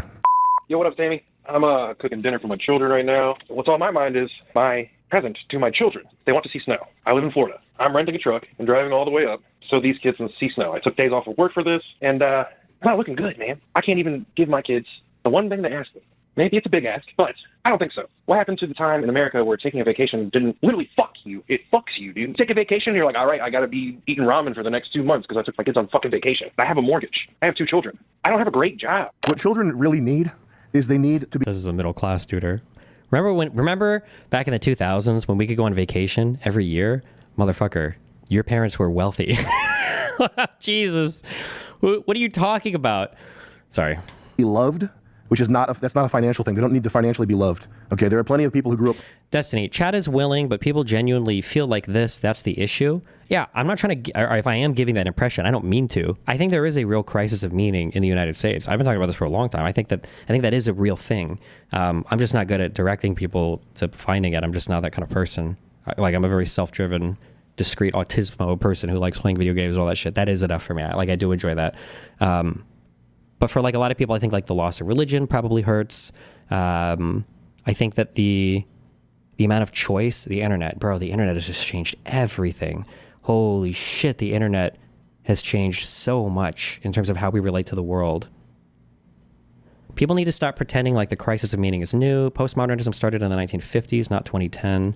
Yeah, that's true. I feel like every art form and then every reaction to the art is like a crisis in like, how do we do new art, everything. Yeah, sure, maybe, yeah. But I do feel like the internet has changed things. Like, the internet has changed a lot of how we relate to the world. Poor. Vacation. I have a mortgage. I have 2 children. I don't have a great job. What children really need is they need to be loved, which is that's not a financial thing. They don't need to financially be loved. Okay, there are plenty of people who grew up poor and had a happy enough childhood because their parents were present. Okay, love and the financials have nothing to do with each other. They're really not related. The other thing they need is to not be abused. So you have the thing here as well, right? Love and financials are not related in any way, size, shape, or form, right? It's not about just money or the economy or vacations or iPhones, right? It's something different that he's hinting at. They use the economy, but it's just because that economic anxiety is coming out as a result of, it's almost like, I guess like, have you ever heard of the term like referred pain? I think is where, for some reason you can, especially with your back, you can get like pain in your back, but you also have pain in like your groin or your leg or something. Like it's like referred pain. It's not actually it's not from that particular spot, but you feel it there and it's coming from something else. Yeah. Part of not being abused is not being in a public school surrounded by...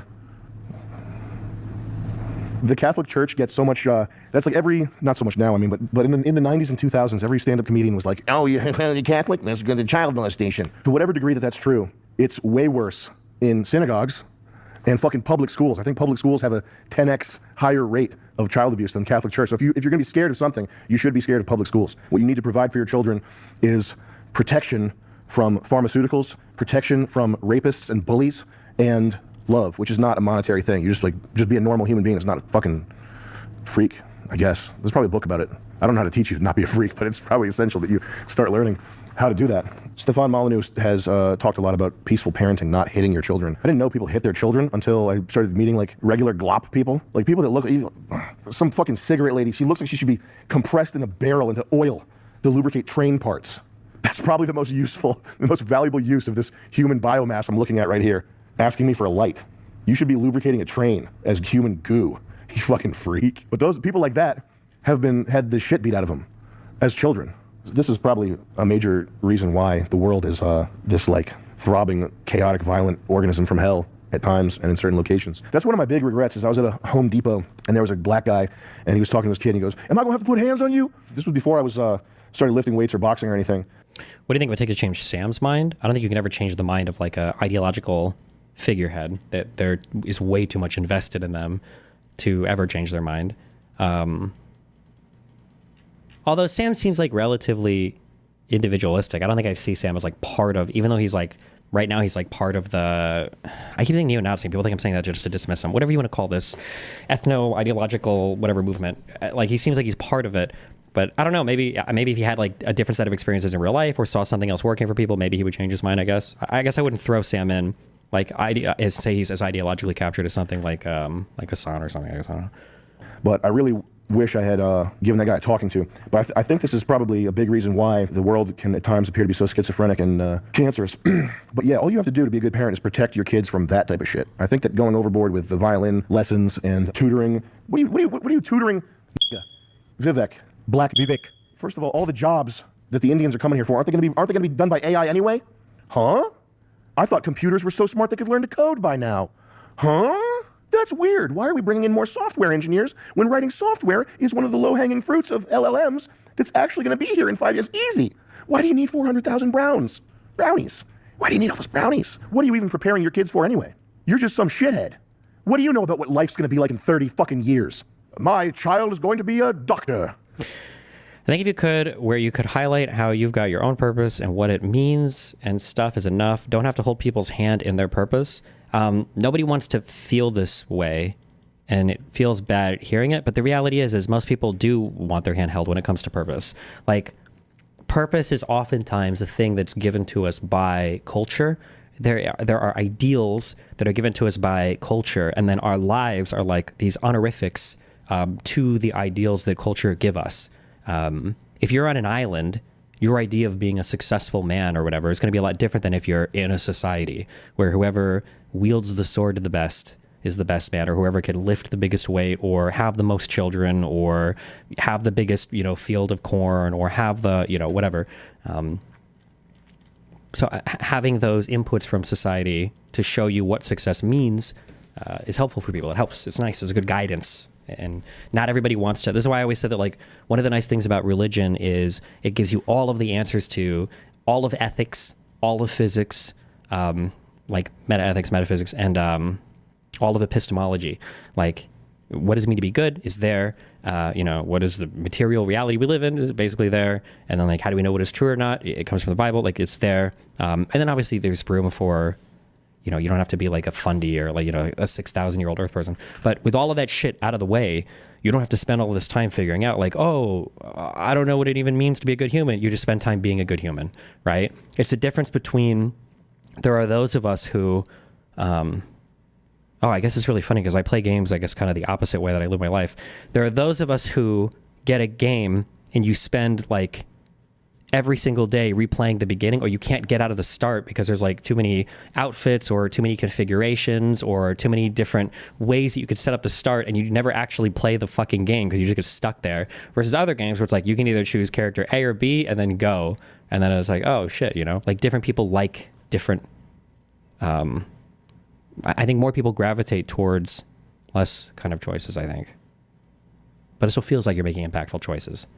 Look at like Dark Souls and Souls-like games, like Elden Ring, where you don't have like 50 million different swords that you can get 50 million different modifiers for, that you can get 50 million different attributes. Like, it's basically like there's like all the weapons are more or less similar. You just pick a moveset and then you kind of like stack stones on them, and like that's it. People seem to like that. What if doctor about what life's going to be like in 30 fucking years? My child is going to be a doctor. What if doctor is completely automated away and becomes like a customer service role in 30 years? The AI can diagnose medical conditions better than humans can. How long is it going to be until the role of doctor is downgraded to basically customer service, so you're the human face in the office making a customer service role in 30 years?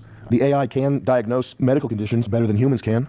How long is it going to be until the role of doctor is downgraded to basically customer service, so you're the human face in the office, making sure the machine doesn't fuck up and you're getting paid 1/3 of what you were making? We're talking about preparing your child for the future, giving them the best life possible. What school on the face of the planet has taught students how to preserve wealth and how to make money, which is day trading and gambling? What university program does that? Well, the people that are getting pumped out of the schools, the best schools, are leaving with $500,000 of debt. They're unhireable. They're being replaced by towel heads anyway.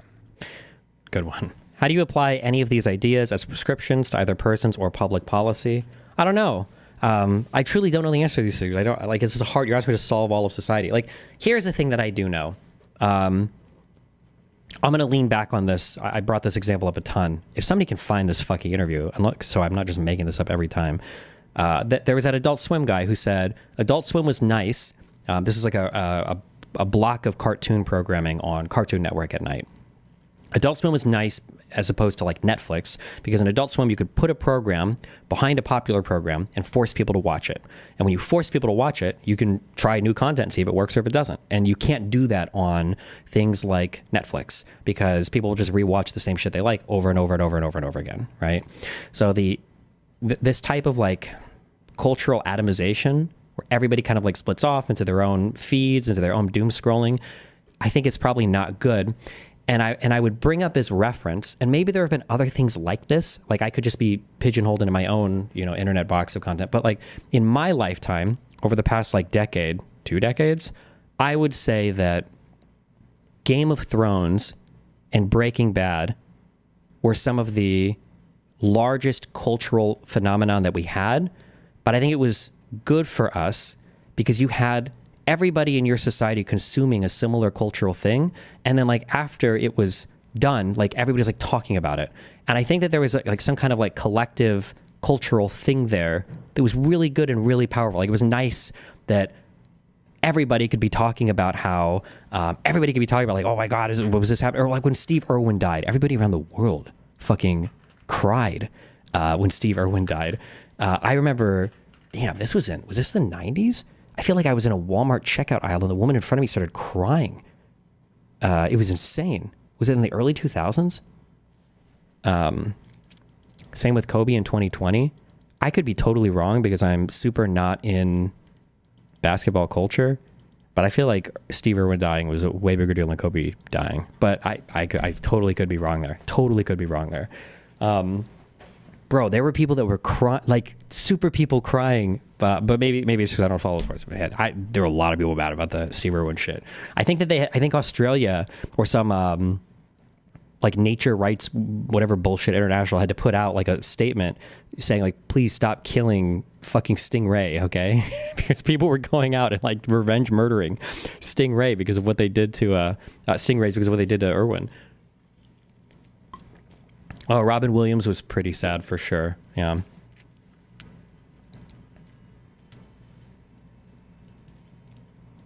You're wrong. Kobe was huge. Maybe I didn't feel the impact of Kobe as much because he was black. No, maybe because the news cycles were already moving so fast then. Oh, Michael Jackson was a big one for sure. Although his reputation had already been kind of like meh, like until then. But maybe for Irwin, maybe it stuck a little bit more because the news cycles weren't like every fucking 3 days. It's like a new thing, a new thing, a new thing, a new thing, a new thing, a new thing, a new thing. Ooh, Princess Diana was a huge one. Oh, shit. Steve Jobs, I don't know how many people give a fuck about that. He died. He was an asshole. He ate too many plants or something.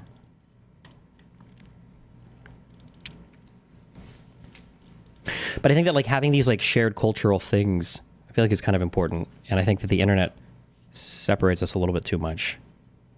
What I'm trying to say is the internet needs to be banned. Wealth and how to make money, which is day trading and gambling. Of what you were making. We're talking about customer service, so you're the human face in the office, making sure the machine doesn't fuck up and you're getting paid 1/3 of what you were making. We're talking about preparing your child for the future, giving them the best life possible. What school on the face of the planet has taught students how to preserve wealth and how to make money, which is day trading and gambling? What university program does that? Well, the people that are getting pumped out of the schools, the best schools are leaving with $500,000 of debt. They're unhireable. They're being replaced by towel heads anyway. So what are you preparing your kids for?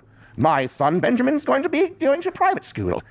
See, he's leaning into that, the fixed pie thing, thinking that like all the immigrants are selling it. But this anxiety is like from a place of a crisis of meaning, because it's just not true, right? None of the college memes are true. Maybe they will be in the future. I don't know. Maybe I'll be wrong at some point. But as of right now, none of these things are true. Nobody is. First of all, if you're coming out of college even with 6 figures of debt, you're already extraordinarily out of the norm. The average debt is, I think it's $28K. So you're already way out of the norm, but like people think that this is the norm. People think that this is ordinary and normal, that like people have 100,000 plus of student loan debt and yeah. Where he will learn how to do math. Like you would fucking know what's gonna. How is day trading and gambling more real than software shit? He was joking when he said day trading and gambling. So what are you preparing your kids for? My son Benjamin's going to be going to private school, where he will learn. Michael Jackson had been defamed and suffering for a long time. I think his death wasn't as mourned because of the surrounding confusion. You want to know what was a bigger deal that I remember in my lifetime? It was a bigger deal than Michael Jackson's death. Was Michael Jackson holding his was it his son out of the window? Just from what I remember, but I was young, I think, when this happened, younger.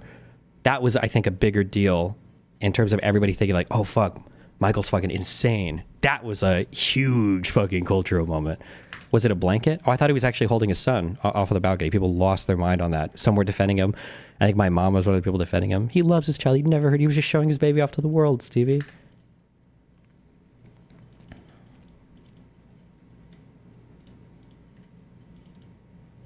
kid's name is Blanket. Okay. There was a guy, I don't know if this is a common black name or not, so if it is, forgive me. There was a guy at the studio. The first day I showed up in New York, I forgot to pack my belts, and so I had to have the guy run out and grab belts for me. And this guy, he was one of the guys working at the studio. He was a black guy, and I was like, hey, what's up? And what's your name? Or because I hadn't met him. I was like, hey, what's up? Who are you? Or what's your name? Whatever I asked him. And he's like, oh, here you go. And then he said Belton. And I thought he was like making a joke because he was like giving me a belt, like put my belt on, like belt on. And I was like, okay. And it took me like 2 days to realize, like, wait a second, is that your actual name? Belton? Belton? Jesus. Fuck me. What are you preparing your kids for? My son Benjamin's going to be going to private school where he will learn how to do math. Like you would fucking know what's going to be worth money in 40 years. Shithead. Like you would know. The way you probably prepare your kid for the future is by teaching them how to be a streamer or whatever. Fitness influencer. You would literally probably be better prepared for the future if you are a fucking fitness influencer than whatever boneheaded thing you think you're going to send your kid to college for. You go up to see snow and you don't see any and your kids are disappointed. And hopefully 20 years later, what they remember is something like, my dad, who cooks for us, loved us so much, he drove us up to see snow and we didn't see any, but it was crazy. It was a really fun weekend. We saw a lot of stuff. And that's a good outcome. The bad outcome would be, this is like a knife sticking out of people's heads. And I'm not saying this guy's like this, but I know if you're complaining, there's a chance you're like this. When you're not resilient and you're outcome dependent, you're attached on good outcomes, you need a good outcome to feel good. This is different from the Teletubby people who are liars and fags anyway. And they're like, oh, I guess we didn't get to see any snow. Oh, well, it's just as good. That's bullshit. And that's not what I'm talking about. What I'm talking about is when you don't get a birthday present or whatever, it doesn't psychologically shatter you. If you go drive up to see snow and you don't see snow and your kids are in the back seat and at some point you're driving and you're like, I can't fucking believe we didn't see any snow. Drove all this way, we had to eat ramen? Fuck! That's going to ensure that your kids have the same knife in their head that makes them retarded. Fuck, I don't know. Somebody said this earlier. Now I wish I would have read the comment. I didn't read it. Somebody DGG said something like, somebody find this comment. I'm not even going to be able to recite it. It was like, these people just, they have like a nostalgic view of the past and then they project their personal like fantasies onto like the entire population or whatever. And then they pretend that they can generalize it. So somebody had a good quote in the chat. I don't remember what it was. Belkin, me. Was it you? Nope. You're getting banned. Hold on, I'm banning every single person that says it was me and it wasn't you. Nope, you're getting banned. Oh, Hermit, thank you. Or from Litsk. I came across this critique of this view of the past. What do you think? A fantasy created by myopic critics who willfully misremember the past and project their personal experiences onto a diverse population. That's I can't believe we didn't see any snow. And your kids are... It's just funny because listening to him tell this story, if you're too young to know this or if you're old and you haven't figured this out yet, if you take an old person or if you take somebody and you have them go through pictures on their phone or photos in a photo album, the things that they only want to look at are pictures of them and other people. Because the thing that you remember the most when you're doing any of these events are the people that you traveled with. When you go and you have these moments, these things, seeing snow in a place is only there to facilitate interactions between you and the people that you love or the people you want to share your life with. Unless like you're going on some like crazy artistic trip to do a thing or whatever. Like, it's just funny that he brings this story up because like, I'm sure there are plenty of people, I can think of times in my life where you travel to a place to see or do a specific thing and you go all this way and the thing is like either fucking closed or not available, but like the misadventure and all the bullshit along the way is sometimes just as fun or funny or more than whatever the actual event would have been. So the idea, like, there must be some kids who drove up with their fucking parents, didn't see snow when they expected it to, and that's a funny story. But it's only good because they traveled with people. So just the idea of him like fixating here on the thing, but he's weaving his narrative, telling his story is funny. In the back seat, and at some point you're driving and you're like, I can't fucking believe we didn't see any snow. Drove all this way, we had to eat ramen. Fuck. That's going to ensure that your kids have the same knife in their head that makes them retarded. Attitude is everything, bro. You have to have an all-terrain personality. You have to be ready for whatever comes, because there's bad stuff coming. That's a lot of it, actually. There's actually a lot of bad stuff coming. So you need to be ready for it. It sounds like you're a good dad. You're cooking dinner for your kids. Just don't let them see you get rattled by little inconveniences like this, because, you know, There's a lot worse shit coming down the line. If you're in Florida, the Tony Montana mansion is located in Miami. It reportedly has a large pile of snow on the main office desk. The other thing is like, the people that flip out all the time, you don't remember them as being impressive or powerful or anything like that. You just remember them as being weak and like disrupted by anything that happens. Oh, great. I didn't get my birthday present again? I asked for since June. No, dude, I'm 36. I do manual labor. My back hurts. My knees pop. The thing about money, man, it's about taking care of your community, man. You got to keep your world small. Less than 100 people. You know, anything outside of that is where all these eggheads and all these people who get paid to think and don't think very well, it's where they get it confused. It's pretty solid. If you go tribalism stuff, small society, small culture, small people that all look like you and are either family, direct family, or like friends of family, this just kind of like hearkening to the same shit, basically, yeah. Eggheads and all these people who get paid to think and don't think very well, it's where they get it confused. It's pretty solid. If you go the manual labor route, which is certainly not a bad route to go. I think there's a lot of money to be made doing the manual labor stuff. You have to protect your body. You cannot be blowing your knees and your back out at 36. You got to just figure out how to move good. Don't cheap out on footwear. For the love of God, don't cheap out on footwear. Don't wear lumbar braces and knee braces, but you should be probably weightlifting, actually, honestly, to protect yourself, to build muscle around the joints that are problematic. Don't jump from 4 feet out of an excavator, because you can. Don't do that. Look at the way old guys move on construction sites and just move like that. I'm from Longview, Texas, and after this whole H-1B situation, I decided to look up my city, and I discovered that despite having a lot of qualified people, we've got a... I feel like old people on construction sites, my intuition would tell me that they probably move in ways that show that they're injured. I don't know if that would be the best way to move it up, but I don't know. Situation. I decided to look up my city, and I discovered that despite having a lot of qualified people, we've got a huge nationally acclaimed university in town. They just can't seem to find any software engineers, which is ridiculous. I'm maybe the only local in the entire area who's a software engineer who's been employed as... How down bad you got to be to use Sam Hyde as a father figure? The problem is that like it's not just a father figure. It's like it's an ideological and meaning originator, like a guy who can give you meaning or some source of meaning. Yeah, I don't know. I guess in society, a lot of people just feel like we don't have that right now, which might be fair.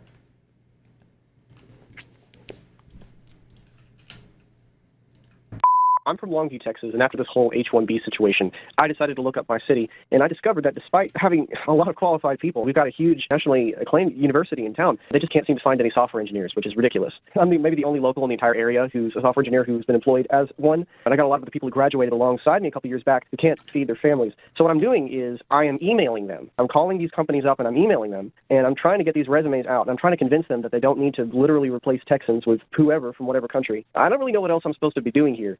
Like this just doesn't happen. I'm sorry. I know that people check your trigger when I say this, but this doesn't happen. Software engineers are some of the most like highly sought after jobs, or software engineering jobs.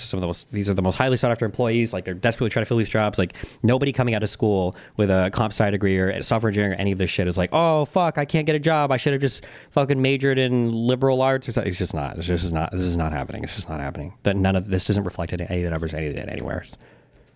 Hopefully y'all can think of something and then talk about it, because I really don't want to build a killdozer. I've got the capability, but I don't necessarily want to. It takes a lot of time. You know, I really would rather be doing other things. Peace from Texas. Instead of a killdozer, you start thinking electric, okay? Like Elon.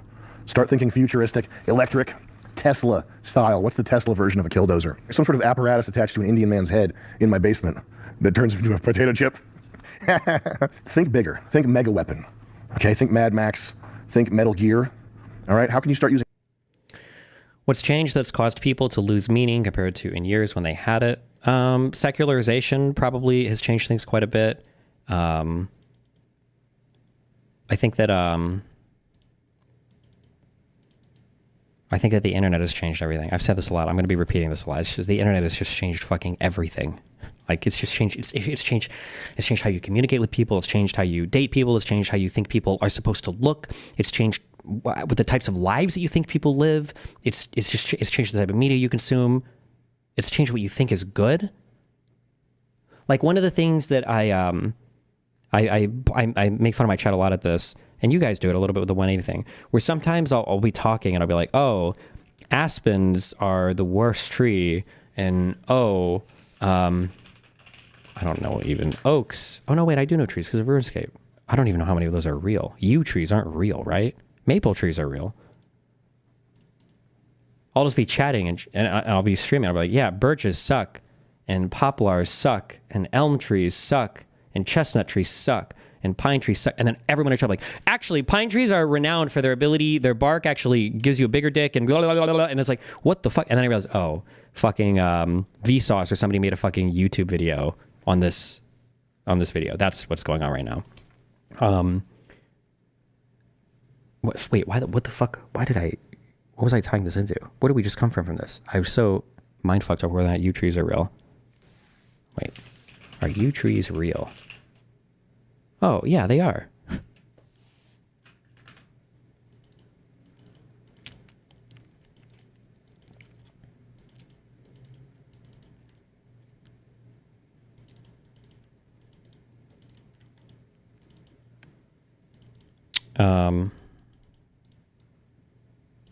Fuck me. I was relating this back somehow and I lost it. But the, what would I have brought this up for? Everybody goes on the internet to get information about things. Everybody's part of, fuck, I don't remember. I'm sure whatever it was, just imagine it was like super smart and tell all your friends and family. Destiny, do you think that everyone can construct a subjective meaning for themselves? Or do you think some people will have to go the absurdism route? Have you read Camus at all? Yes, Camus is one of my favorite authors. I read L'Estranger. No, I don't think everybody is capable of constructing meaning for themselves. This is like a quasi-masturbatory activity. Not everybody wants to sit and pontificate on what is real, ontology, meta, like not everybody gives a fuck about this shit. Not everybody's going to pick up Camus or of the 50 other philosophical authors to figure out what their path in life is. People want to watch a movie, read a story, see their dad like a thing, and then know that, oh, that's the model for me, and then just like work towards that. People like do things. Like we exist in time and in motion, and we're not static, and we always want to be like moving and acting towards something and sitting there like thinking about things. It's like an unnatural thing that we do, and it's cool that philosophers and other people like to sit around and think about things sometimes. But I think people generally just want kind of like, okay, well, this is what I need to do, and then you go and you do it, right? For great evidence of this, look at how people play video games today, right? You load up a video game, you get lost, you go to the video game wiki, and then you follow a walkthrough. Actually, I'm so sorry, I dated myself there. You don't have to follow walkthroughs anymore because now every video game just automatically tells you exactly where you need to go next with a check mark on the map. That's what people want. Using electricity and drones to create a mega weapon version of the Killdozer. What would that look like to you? I think it would be pretty cool. It's looking pretty grim for software, man. I don't know what to tell you. I don't know what to do. I don't think emailing people and asking them nicely to stop hiring Indians is going to help. If what I did was software right now, I would be worried. And I would be frantically trying to think of how to assemble some type of 5-year plan to like monetize my skills in a way that doesn't involve being a middle guy at a huge company. Sam Hyde, my name is Vivek Ramaswamy. I've been in IT for over 25 years. I'm mid-tier, like tier 2, tier 3. People don't know this, but the H-1B visas have now flipped the script. Because of federal law, when East Indian companies bring over H-1B visas, they now have to make the approved rate for that position. So let's say a position is $35, $45 an hour. The East Indian recruiters that get the first dibs at these jobs will offer it to an American. They'll say, this job requires 8 to 10 years experience. I'll pay you $15 to $18 an hour. And then when the American says, I can't live off of that, I'm an engineer, like this is a $35, $45, $65 an hour job. They say, well, that's the rate we're going to offering you.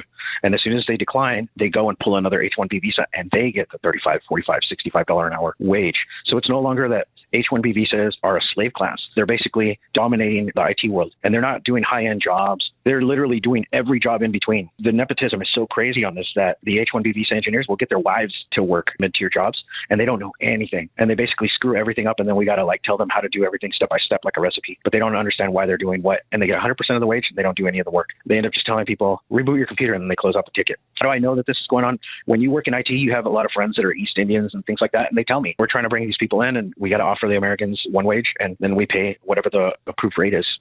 I'm talking out my ass here, but probably less than the average chatter is.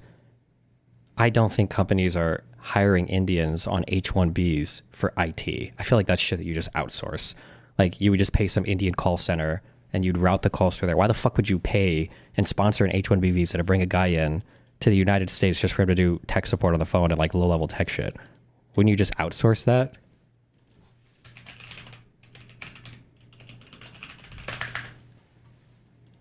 For the people that they bring in. Yeah, man. I'm still sort of flabbergasted over the Elon and the Vivek Twitter thing where they are proposing that this basically rape of America is somehow related to kids who practiced the piano more as children And didn't the most fucking the gayest part of the whole thing that Vivek did was he said we need more movies like Whiplash. Vivek suggested we need more movies like Whiplash. That's why the American dream failed, is because I also wonder too how much, it's so funny. I wonder if, I'm trying to remember if Sam Hyde was a part of this, the grind set culture.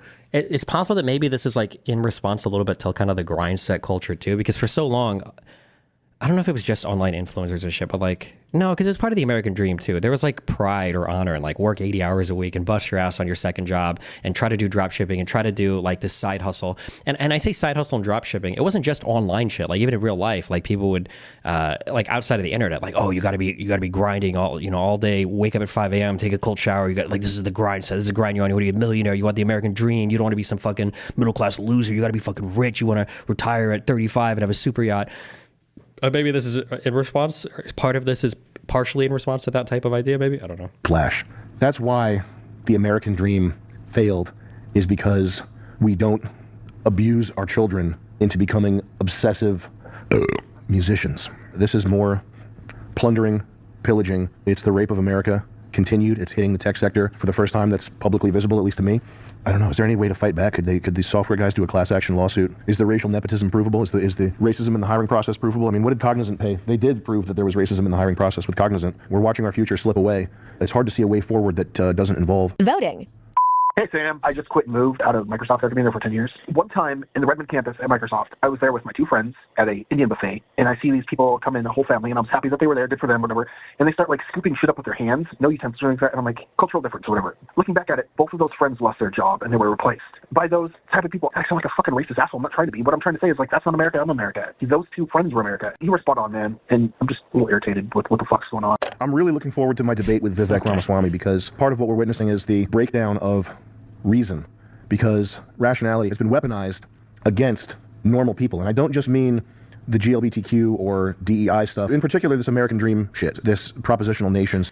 Pull Yourself Up by Your Bootstraps is like the Republican national anthem during 2016 to 2020. It was definitely the neocon national anthem, but Pull Yourself Up by Your Bootstraps wasn't about being wealthy. That was about avoiding welfare. Pull Yourself Up by Your Bootstraps was some shit to get to where you didn't need to leech off the state. It wasn't about like pull yourself up by your bootstraps and become a millionaire like that. I don't think that's how that was used generally. Stuff, the GLBTQ or DEI stuff, in particular this American dream shit, this propositional nation stuff. This is the line that it's been for 70 years or more, is the America is a nation for anybody who wants to become an American. And once you accept that that's the case, the definition of what an American is, like you're just constantly moving goalposts and changing definitions, and it doesn't matter. None of the definitions matter. Once you accept the core proposition that anybody can come here and just be here, it stops mattering what here is. So I'm really looking forward to my debate with Vivek Ramaswamy, because he will be able to see in person. Remember, according to this ideology, a country is its people, and a people's culture is an abstraction of their underlying genetics, and genetics obviously tie into like ancestry and shared ancestry and all that. So the idea that like anybody can come and be an American is not true. If enough Indians come here, we become India. It's like whatever, right? That all the words, all the rational arguments, and the paragraphs about what an American is, and the paragraphs about how anybody with a dream can do anything and become anything, he'll see in person that I don't care about what an Indian says. I'm not willing to have a discussion about the definition of what an American is. I'm not interested in hearing somebody else's proposal for what an American is. Everybody knows what an American is. If there's a degree or two of variation between Americans and what an American is, it doesn't matter. Anytime you try to argue in good faith with somebody who wants to steal from you, you try to argue in good faith with somebody who is not going to Iron Man your arguments. You're going to give them every intellectual consideration possible. They're going to give you none. Anytime you even open your mouth to do anything that's not derision, you're losing. You're accepting their proposition that what you know, the same way you know that the sky is blue, what an American is. When you Is that not somewhat true? Did the Jews not prove that when they went to Palestine? I mean, like, I don't know, like, I've heard this is said of like Serbs or like people, like the people that live in Yugoslavia, that people that are like the ethnically and culturally closest to each other will hate each other more than anything else. I will just say I was only there for 2 weeks, but Palestinian people and Israeli people seem to be fucking very culturally close to me. You know, their houses seem similar. They all drink way too much fucking coffee. They all wear shoes indoors. I don't know, like, I don't know, man. I feel like culture is complicated. Accept that your knowledge of that can be affected by somebody's paragraph, you're already losing. So these people when they come to you, when you see them, the only thing you should have to say to them is, hey, faggot. Shoes indoors. Whoa, what do you say? Shoes indoors. Well, yeah, but I don't think I saw like any carpets in their country when I was there either, so. Your knowledge of that can be affected by somebody's paragraph. You're already losing. So these people, when they come to you, when you see them, the only thing you should have to say to them is, hey, faggot. That's it. That's all you need to say. You don't need to say anything else. Within your community, within your Discord, within your friend group, whatever, you can have whatever discussion you want. But if it's an outsider who's here telling us how to do business, that's not in the game plan. That's not part of the show. That's not happening. All right? So I'm not saying you need to not think about these things and not talk about them with your friends, whatever. But when an outsider comes here, gets in your face, and starts throwing definitions at you, and you got to Google shit, no, we're not doing that. You're getting called a slur. I don't know which one. Whichever one I feel like saying at the moment. You're getting called a slur. Doesn't he wear shoes that are too big for him? Yo. Oh, man. That sucks, dude. Yo. Vivek told me that he would come on the show if I read all 4 of his books. That's a real thing, by the way. Like, that's you can come on my show if you watch the iDubbbz documentary. It's just funny. For the guy that's about having good faith debate, the guy that's about an exchange of ideas, if that's what he's about, right? Telling me I have to do homework in order to talk to him. I have to sit through his 4th grade brainwashing here about how Vivek are good. Believe that. My next book, Vivek are good, by J.K. Rowling. The world is a complicated place, but it's not all doom and gloom. Accepting that it is all doom and gloom only helps make it worse. Pretty fucking brainlet take, I guess, but even the little guy's got to keep his head up. There is no great man theory. It is a collection of many small people moving for greatness. That and Indians kind of stink. That is indeed a brainlet take, and that is why it is good and true. Because at the bottom end of the spectrum, you have the people who are just as smart as the people at the top end of the spectrum. I think there are probably like ways to do, I don't even want to say cults. I would say like movements, like effective movements. And I feel like this, whatever Sam Hyde is a part of here, I think has a lot of good effective movements. So like the in-group is like clearly and easily identifiable. They've got like a common set of memes, jokes, humors, cultures, they all obviously are going to physically look somewhat similar, so easily like visually identifiable. They have like a common enemy. Right now, they're really fixated on like this H1B thing. They have like a common set of ideas about like what life should look like. Like there's a lot of like they have like a thing that they're building towards. I feel like there's like a lot of good components here for what makes a movement, I guess, successful. Yeah, I wish we need to do that better on the left. Is the case that every day, even some of the worst ones, are gifts. They are gifts. Every day is a gift from a creator. Is Candace Owens a Nazi like Sam Hyde, or is she a different kind of Nazi? I feel like I could be wrong because I haven't watched all of it, but I feel like Sam Hyde probably truly believes a lot of this. And like he does feel like very strongly that this is like a good source of like purpose and meaning and all of that. Candace Owens is just the worst type of disgusting, grifting, horrible piece of shit human being. I don't know what Sam Hyde has said about Candace Owens. I would be surprised if it's positive, but I don't know if Candace really like when she is engaging in like the weird neo-Nazi conspiracies and shit. It's like a grift, like making money, like stupid shit. She's disgusting. Are gifts. They are gifts. Every day is a gift from a creator who loves you and wants the best for you. When you get into the weeds and you start thinking, what do we do? What do we do? What's going to happen? It's easy to black pill because it is such a complicated problem. Everything is interdependent. And do you think Sam Hyde hates American blacks? I don't know. I think that there's space in these types of ideologies to incorporate American blacks, especially because at this point, for better or for worse, black people have contributed a fuck ton of stuff to American culture that you want to claim. Like, like even Nick Fuentes is clearly and obviously, I guess now we've seen like literally, he's a huge fucking Kanye West fan. Like, how can you disavow these people? So you probably have a strong, even for these types of people, like I think ideologically you would want to claim American blacks. I would imagine so, just because of like all the culture that comes from it and the whole that you want it, but I don't know 100%, I'm not sure. What's going to happen? It's easy to black pill because it is such a complicated problem. Everything is interdependent and constantly evolving, not to mention rigged, that a solution is hard to be seen. But in terms of your actual life, when you close Twitter and you go back to reality, you have people, you have the air outside, you have just being here, just being alive. Like there's a whole world out there. There's a whole world out there, guys.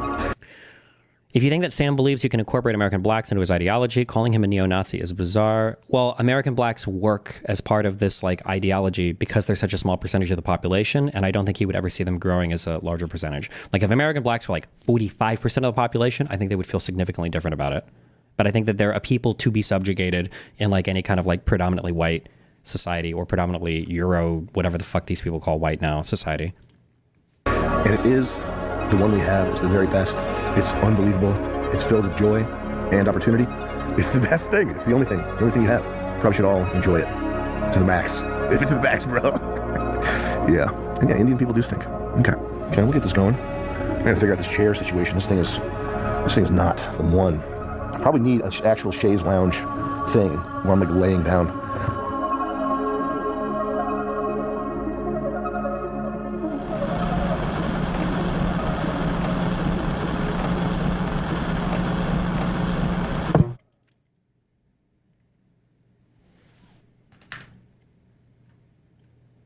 Wow.